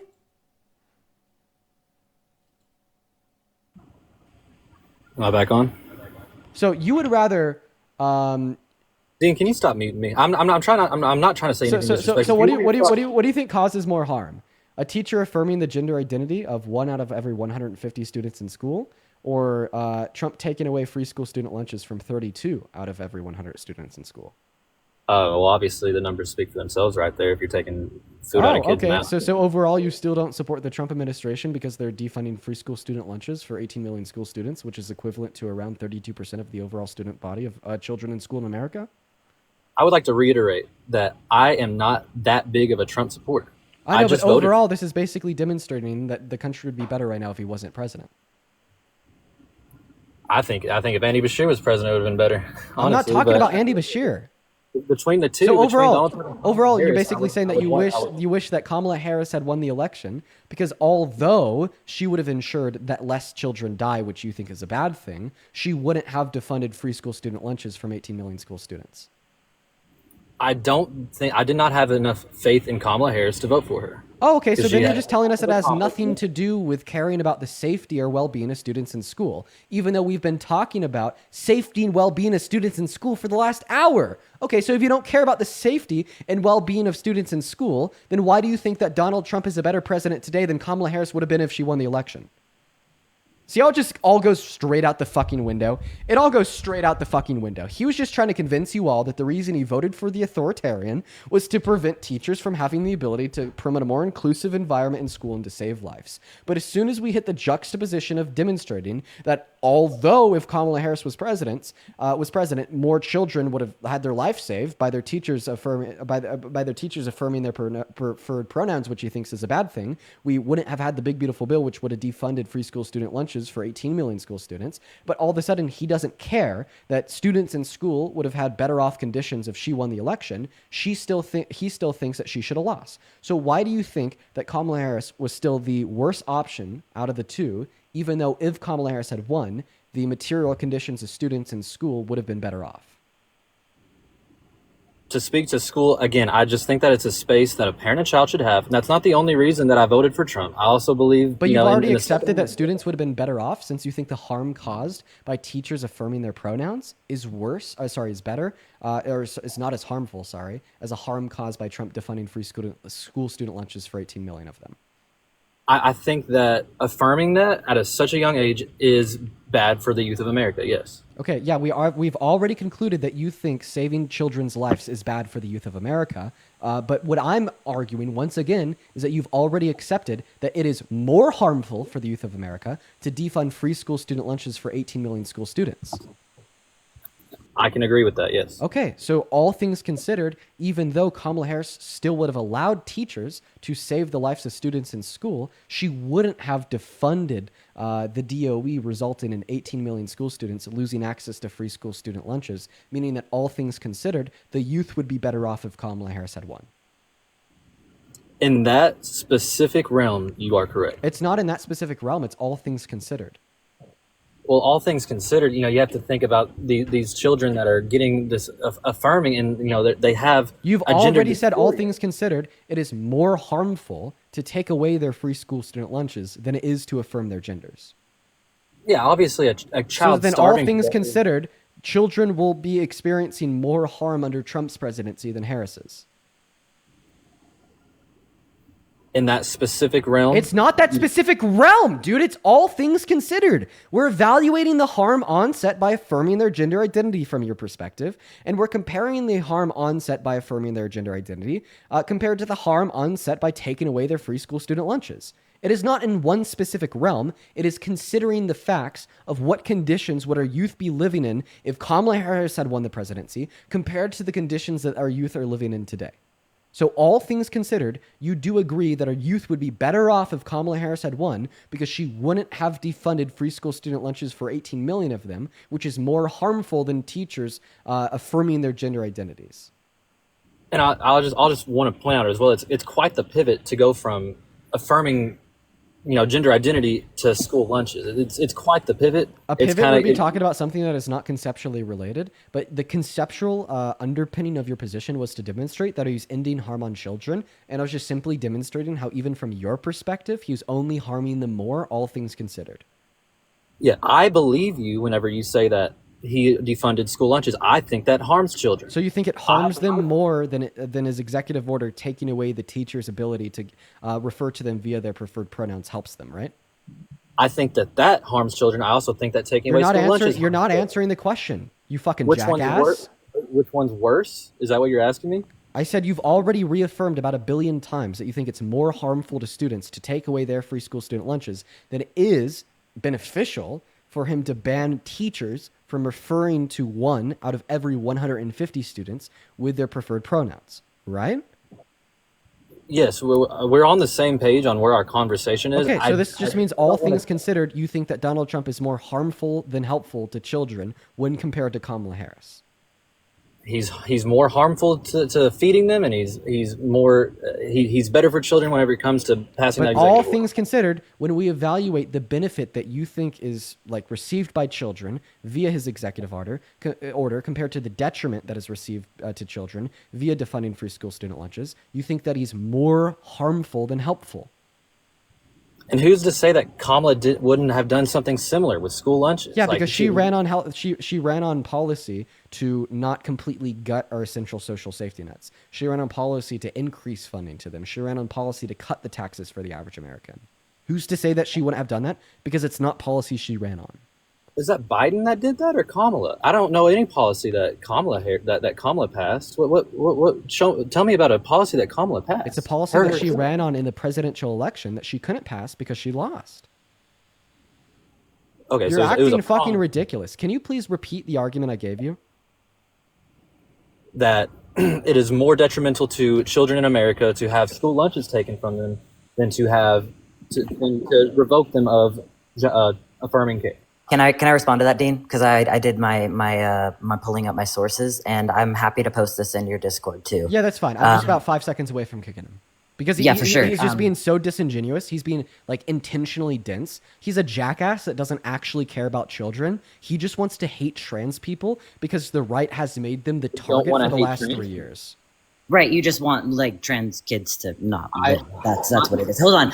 No, I deserve to be able to respond to this. I sat here silently, and I'm going to respond to this because even if you are not going to listen to this, there may be parents in the chat that are actually listening intently right now who may not know what to do because they have a trans child, who may feel on the fence about whether or not they should support this or not. So I'm going to say this because it may actually save some children's lives right now. Okay, I have both a statistic for parents and statistic for teachers, right?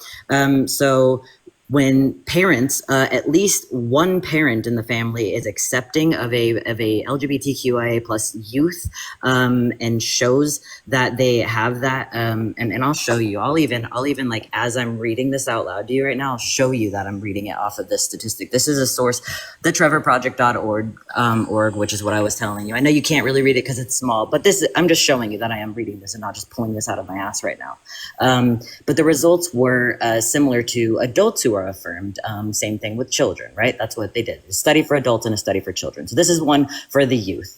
So the LGBTQ and which would T, G, and B, which would be like transgender, non-binary young people, both had 45% lower odds of a SI or like a suicide attempt in the last year if they felt that they were being affirmed. So that is almost 45%. So almost 50% more likely to be alive if they were just affirmed and accepted by their parents and doctor, as well as when they reported that when the teachers were accepted, they had a 43%. 43, that is literally 7% away from being 50% lower odds of an attempted suicide attempt in the last year of their life. So this is what the question comes down to, Mr. Jackass. I think the confusion is that you think that I'm in full disagreement. My friend, this is what the question comes down to, Mr. Jackass. Do you think that teachers should have the ability to reduce the likelihood of 1 out of every 150 of their students from self-unaliving by 50%? Yes. Then you think teachers should have the ability to use the preferred pronouns of their trans students? After a parent is accepting of it, after a conversation has been... You do not own your child. Do you understand that? Do you get that? You don't own your child. I understand that you were part of one of two people who came together to create said individual, but you do not own your child, right? Like, can you agree to that? That child is not your property. I have contracts from the courthouse saying that I do. I have the split custody of listen, a child. I'd say the correct follow-up would be, sir, what if the parent isn't accepting of it? And then in that scenario, do you think that the teacher should have the ability to reduce the likelihood of 1 out of every 150 of their students by self-unaliving by upwards of 50%? What I would say to that is if a parent is not accepting of it and the kid comes back to school and says, hey, my parent is not accepting of it, then maybe that teacher has the authority to go to report that to a counselor. Who do they? Yeah, but who does the counselor report it to? There's just got to be some kind of chain of command to get to a point where your child is talking to a professional counselor that knows what they're talking about. Okay, that doesn't answer my question. You just said there has to be. Number one, you said if the child's parents aren't accepting, then the kid should be able to tell their teacher, and their teacher can report it. Well, what you're advocating for takes that possibility away entirely, so that's a moot point. Two, when you say that there needs to be some sort of chain of command, which is fucking weird because I use that in the military, and I would never use that for a toddler or like a teenager. That's just kind of strange. Like there isn't one in place. Because what we see is that when you have a child tell their teacher and they can't trust their teacher, then that teacher and their counselor go back to their parent who is not supportive.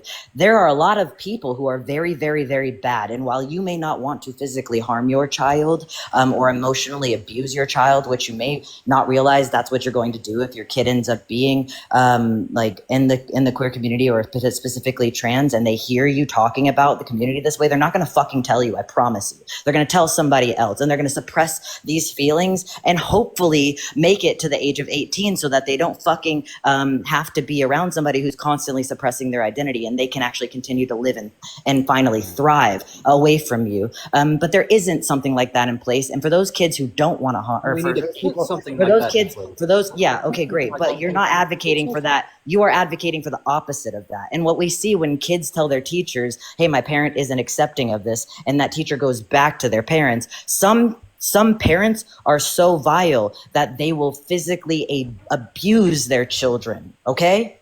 And that's a whole different issue. If you're abusing your child, you should have your child. No, it's not. The whole issue, none of that would fucking be a problem if you wouldn't advocate against you just said taking care of these kids. Yeah, you just said that proactive advocation against abuse is actually less preferable than reactive, than a reaction to abuse. Now, I would also like to point out that once again, all right, the executive order doesn't do any of these things. It just takes the teacher's ability to do this away from them, point blank, period. I don't fully. So would you? No. So the question is, would you rather teachers have the ability to reduce the likelihood that 1 out of every 150 of their children kills themselves, or not? Which one?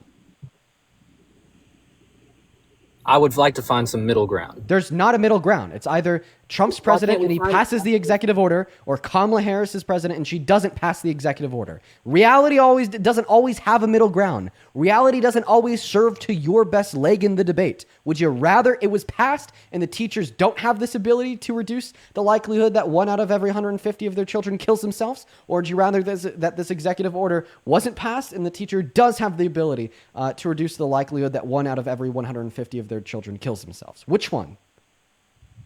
I can't pick between two evils. Oh, you can't pick between them? Then you're telling me that you have no reason to prefer Trump as a president over Kamala Harris, conceding the totality of the debate. Well, that isn't the entire reason why I voted for Trump. Yeah. So what are the other reasons?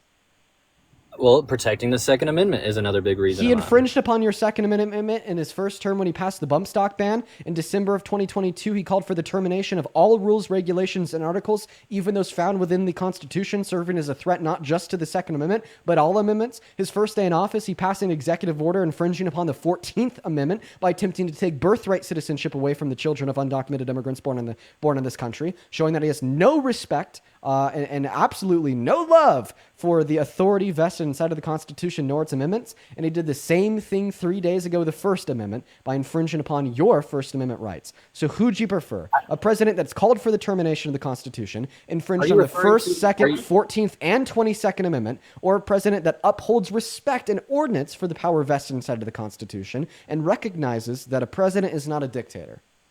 You just went through so many amendments. I don't know which one to respond to. I mean, are you talking about when you say about the First Amendment? Are you talking about whenever the guy got arrested for burning a flag, or is that what you're? Yeah, I'm attempting to ban the burning of the American flag. I support that 100%. So you support infringing upon the First Amendment? If that's the scenario, you should not burn the American flag. So I just want to clarify: do you support infringing upon the First Amendment? So if you and I went on the street, you're not answering my question. Do you or do you not support infringing upon the First Amendment? You're not answering my question. Do you or do you not support a president illegally infringing upon your speech? I do not want my speech infringed on. However, if you're SCOTUS ruled in 1898 that burning the American flag is protected under the First Amendment's right to freedom of speech through expression. 1898. Sorry, 1989. Sorry. 1989. In 1989, SCOTUS ruled that burning the American flag is protected under your First Amendment right to freedom of speech through expression. And I reject that. I reject that specific part of the First Amendment. I reject that. If you and I went, so then you do. So I just want to clarify. So then you do support President Trump infringing upon your free speech.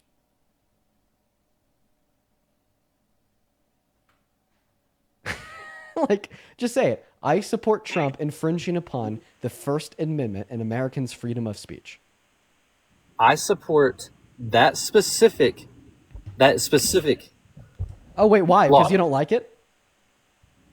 No. You think that we should infringe upon that speech because you don't like it?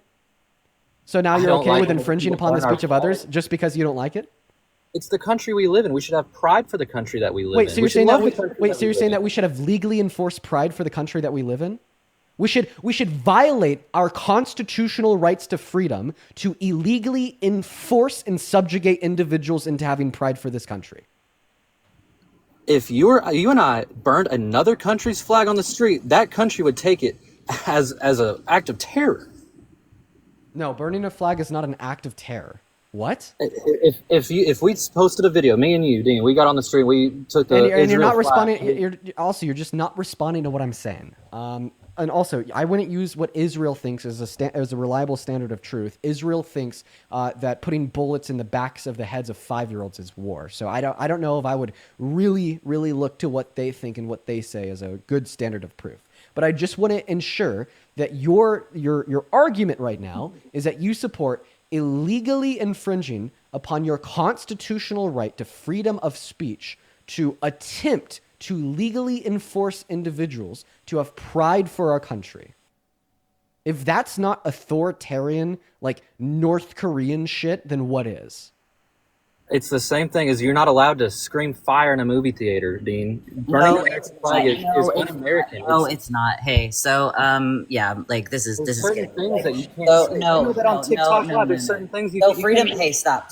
Freedom of speech is not the same can't thing get my as freedom vape of on a conscience. TikTok, Stop, right? fucking You can't get Jesus. your vape? Have you served your country? Have you served? Also, it should be illegal to do things that are un-American.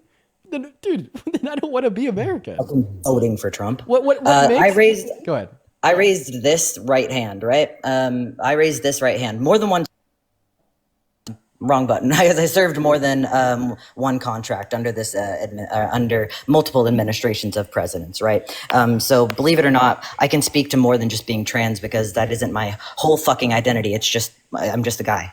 And so I raised this right hand. One of the reasons why, and the primary reason why I raised that right hand was to protect the Constitution, right? To defend and protect the Constitution. That was the first part of my oath. I swear to protect and defend the Constitution of the United States. And then after that, it says abide by the, carry out all the lawful orders of the president and officers appointed over me. That is, secondary to the Constitution now, and that says lawful. One of the things in the Constitution is in one of the amendments is your right to free speech. And one thing that I served, whether I fucking have feelings about it or not, I served to protect people like you who can come up here and say whatever the fuck you want without having anything to back it up, even though I've given multiple sources, even though the very things that you're claiming harmed people that are not just like myself, but little children that are like myself.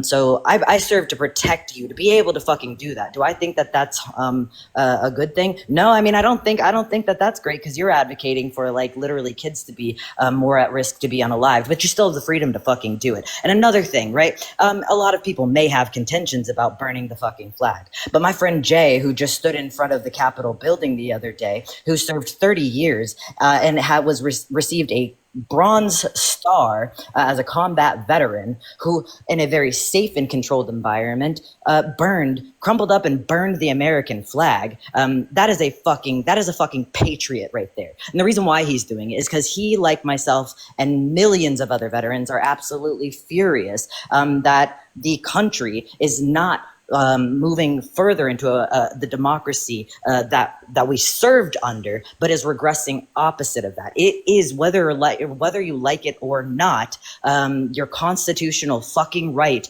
to burn the flag, just like it is anybody's right to burn the LGBTQIA plus flag. And then you have people waving around Yahtzee flags, but you don't fucking bat an eye about that. I don't hear you up in arms right now about the people that are proudly marching through cities waving around Yahtzee flags. You're more concerned with the Americans who actually give a fuck, who are in protest, using their right to burn that flag. And as a veteran, I can say that myself, even if I wouldn't burn it, which I don't know at this point, I just wouldn't do it because I don't want to be a fucking bigger target than I already am.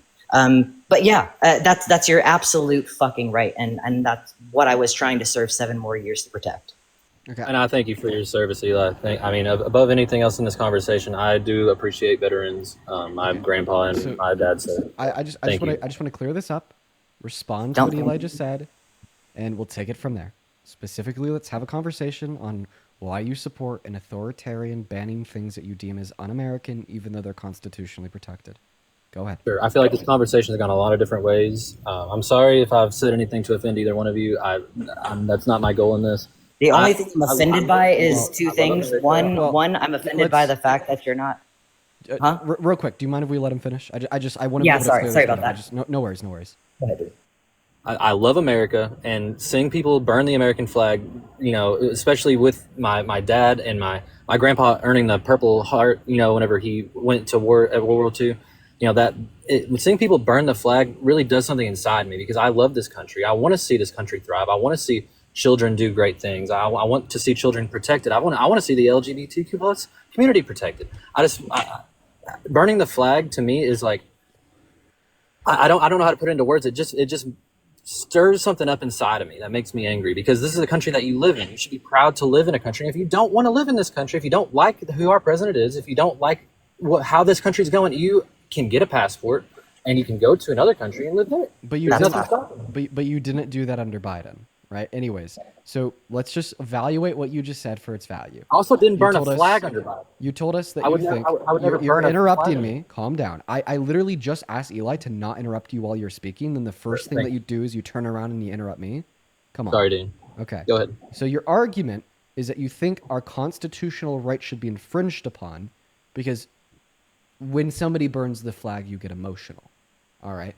So this actually is what is supposed to give us pride in America, the American dream that I was sold and described on by my parents when I was a kid, of the idea that this is the land of the free, where we have rights that people in other countries don't. This is the conservative view, right? Is that we have freedoms, we have rights, and we have liberties that other people in the past haven't. And that in America, right, regardless of what your perspective is, regardless of what your religion, regardless of what your creed is, regardless of where you come from or what you believe in and why, this is a place where you could share it freely. This is everything that I was indoctrinated into when I was a kid by the conservative view. But now you're telling me that the new conservative view under Trump is the opposite of that.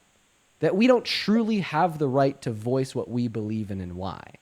That we don't truly have the right to disagree with you. That we don't truly have the right to do something that makes these men emotional. And that if something invokes a strong emotional reaction from Mac down here, you shouldn't have the right to do it. And in fact, we should even support a president who's explicitly infringing upon our right to do it, to force us into this narrowed vision of patriotism. Right? And I think that is what would mark the downfall of the great America that I was sold on, by my conservative parents when I was a kid. Right? If you truly believe in America and what it stands for, if you truly believe that this is the best country on earth, then apply it even when it makes you upset, and recognize the sanctity and value and our right to freedom of speech and expression. And if somebody expresses speech that you disagree with, don't make the acknowledgement that you think that right should therefore be taken away from them. Can I respond to that? Yes. I just want you to just be super clear. Your argument is you offended me, therefore what you did should be illegal, and I don't care if the First Amendment says otherwise.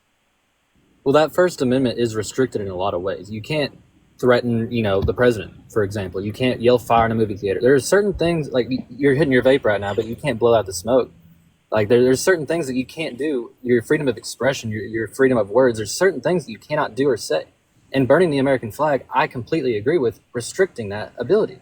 So because it's the limitations on the First Amendment, in fact, the limitations on all amendments, because no, they're not universal. They don't apply in all scenarios.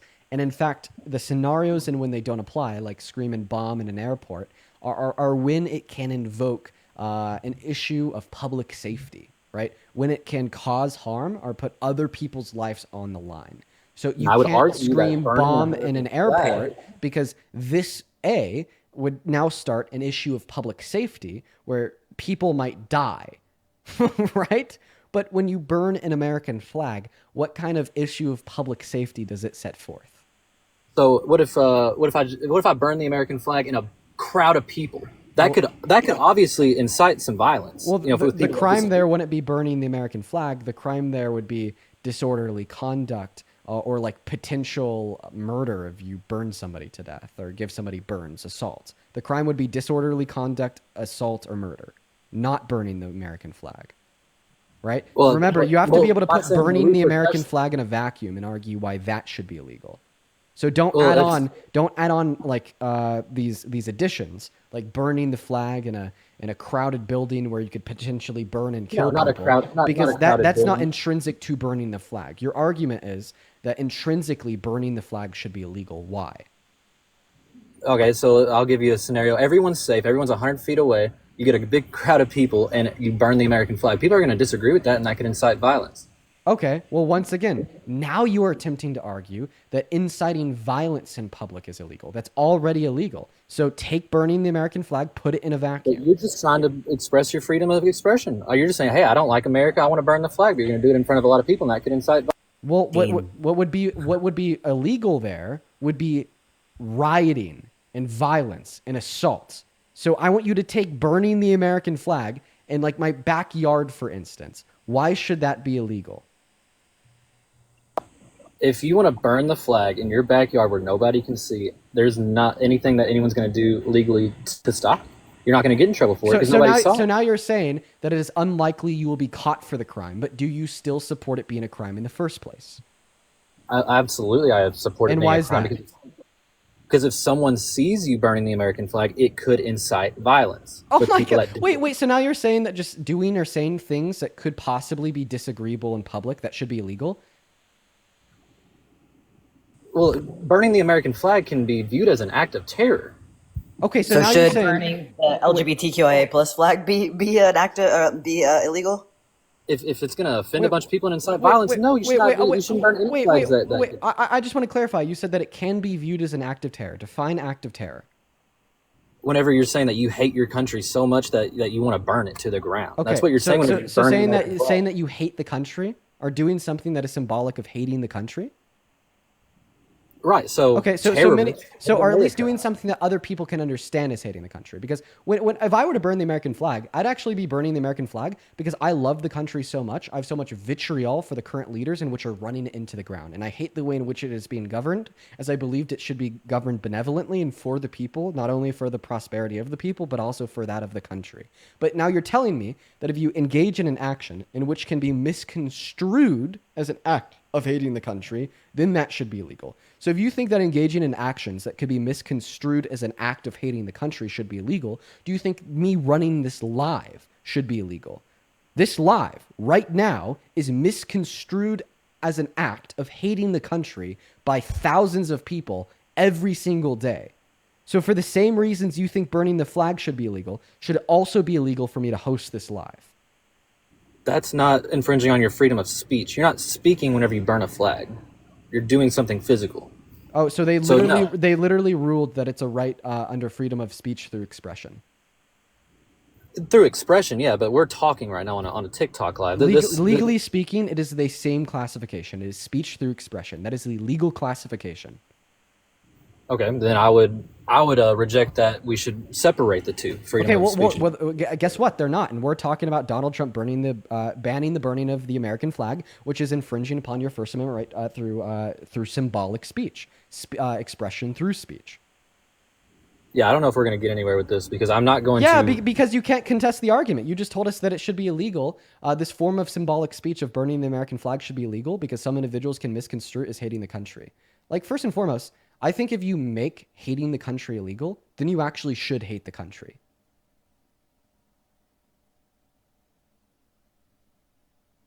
Also, can we agree that hating the country, like you can separate the ruling government, given that we elect new presidents and administrations in every 4 years.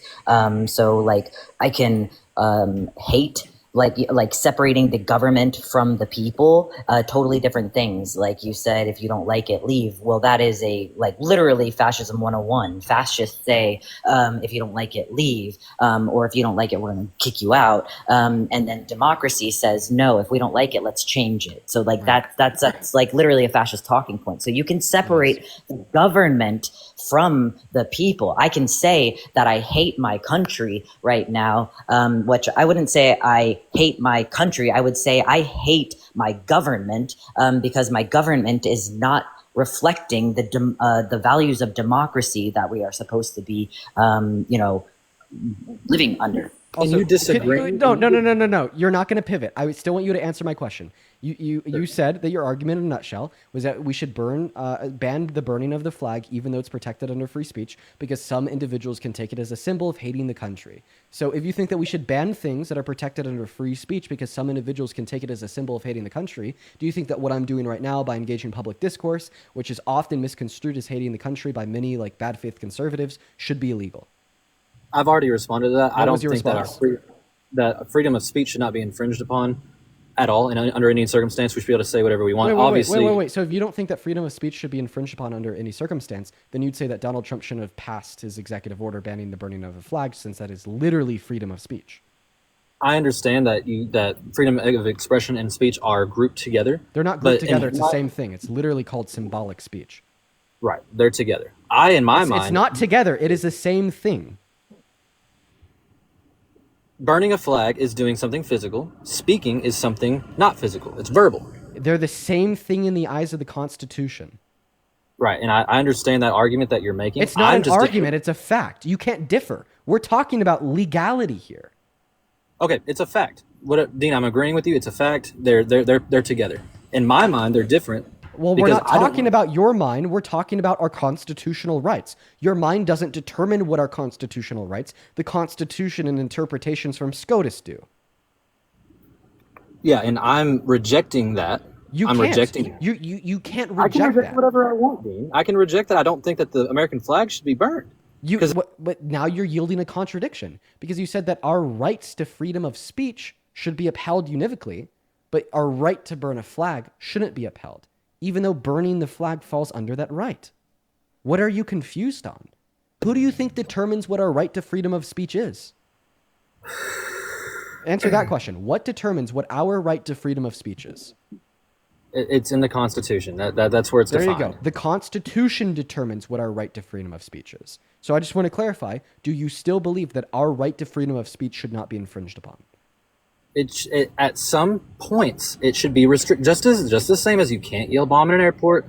It's not just the same thing as that, and I thought that we've already been over the reasons why, and ultimately the reasons why you think that banning the burning of the American flag should be supported even if it's unconstitutional is because it could incite some individuals into thinking that the person doing the burning hates America. But then I led you down the drill down of the live that we're doing right now and how this could incite individuals into thinking that I hate America, but yet you think it should be legal because it is still yet protected under the First Amendment right to freedom of speech, right?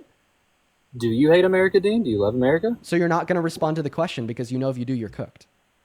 No, that's not what I'm saying. So then respond to the question. Ultimately, you think even though some individuals may take away the perception that I hate America from this live, that I should still be able to run this live under my right to freedom of speech per the First Amendment of the Constitution, correct? Look, I think that you should be able to do that. There's not a and you think I should still be able to do this because of my right to freedom of speech, correct? Correct. Yeah, your freedom of speech. So you should still be able. So you should still be able to do things per your right to freedom of speech under the Constitution, even if some individuals may think that you hate the country. I believe that with your mouth, you can verbally. I think that you can verbally disagree without burning a flag. You can come on TikTok. Wait. So now you're telling me that So why should I still be able to do this, even though people may think that I'm that I hate America?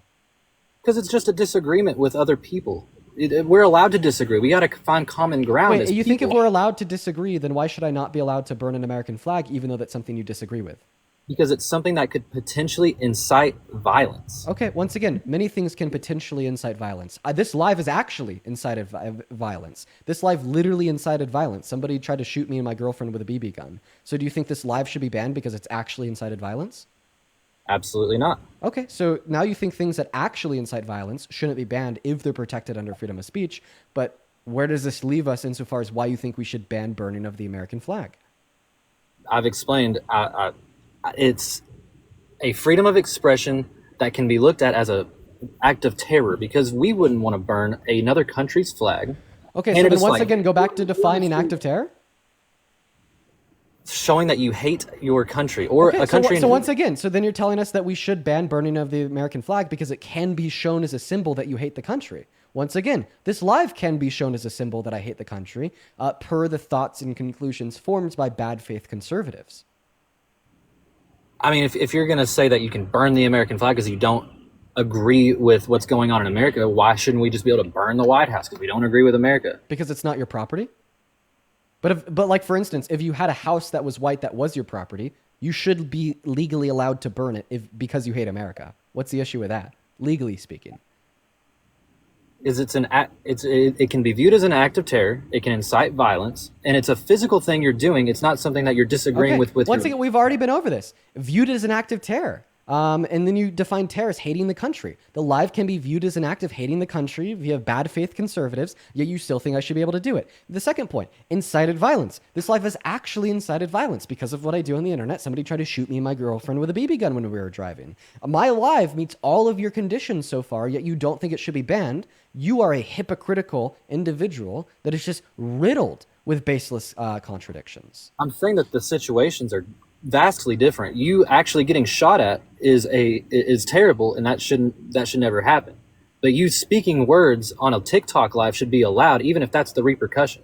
Okay, but I can't. So then, why shouldn't me burning my property be allowed, even if that's the repercussion? Because you could disagree with what's going on in America with your words. What you're doing right now is great. Wait. Why can't I disagree with America by burning my property? Well, the only reason it's your property is you bought the flag, but it's the United States of Americans. It's not your flag. You didn't make the flag. It's our country's flag. Okay, so you don't think the flag would belong to me? No, the flag doesn't belong to you. It doesn't belong to anybody. It belongs to our country. Wait. So then it's not my property.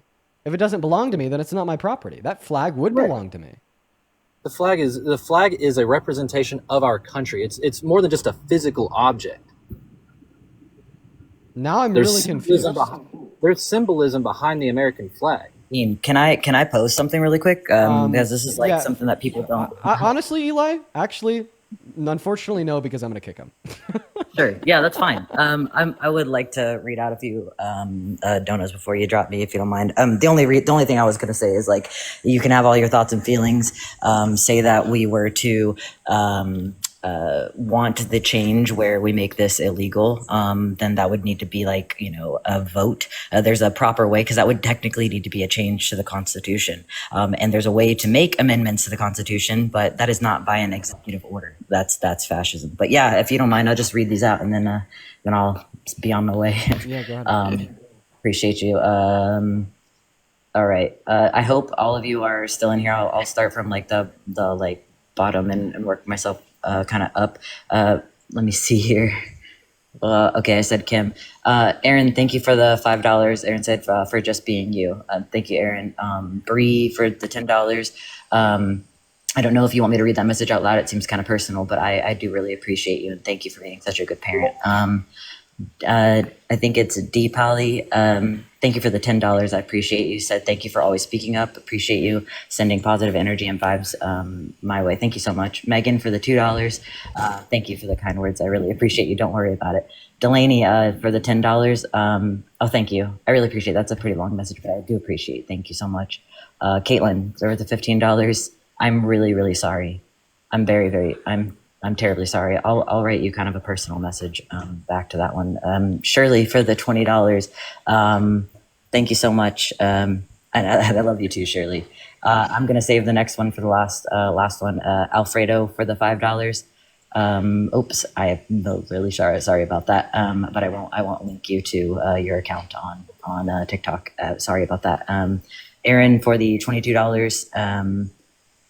Thank you. Those are really kind words. I appreciate you. Thank you, Delaney. I appreciate you for the $1. Cruz for the $1. And I am really sorry that happened to you in childhood, but I am really, really glad that you had a really supportive teacher. Thank you so much. Ethan for the $10. You as well, Ethan. Thank you. Nightblade for the $5. I appreciate you. And Tyler for the 25. I appreciate you as well. And then Ashley for the $50. Holy shit, that is so kind. Thank you so much. Yeah, I won't stop fighting for you either. We're all in this together. I really appreciate you. Thank you for W's for Ashley, seriously. And then Zach, holy shit, for the $100. I cannot tell you how much it means to me right now. I really do appreciate you. Every single time that you show your support, whether it's just like in the comments or financial, like it really means like more than anything to me right now. And Dean, thank you for letting me come up and speak, and thank you for allowing space to advocate so hard for this community.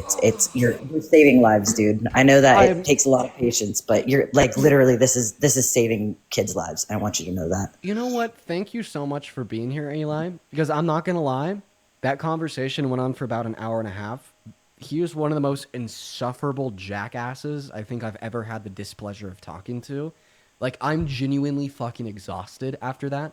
Like, I don't get this exhausted after talking to people, but it was just back and forth for like an hour and a half. And I'm just so happy that at the end of the day, the silver lining from me getting like genuinely physically exhausted with a conversation with an insufferable jackass is at point number one, you got to come up here and advocate on behalf of the LGBTQ plus community, talk about the struggle of being a trans individual in America, and advocate for better notions that will hopefully be socially accepted in relation to treating trans youth the way they deserve to be treated. And point number two, that you made a shit ton of money through donations. I got a smile on my face after that. I definitely appreciate it. There's a lot of us that are in some pretty tough situations right now. So I really I can't tell you enough how much it means to me. I really appreciate it.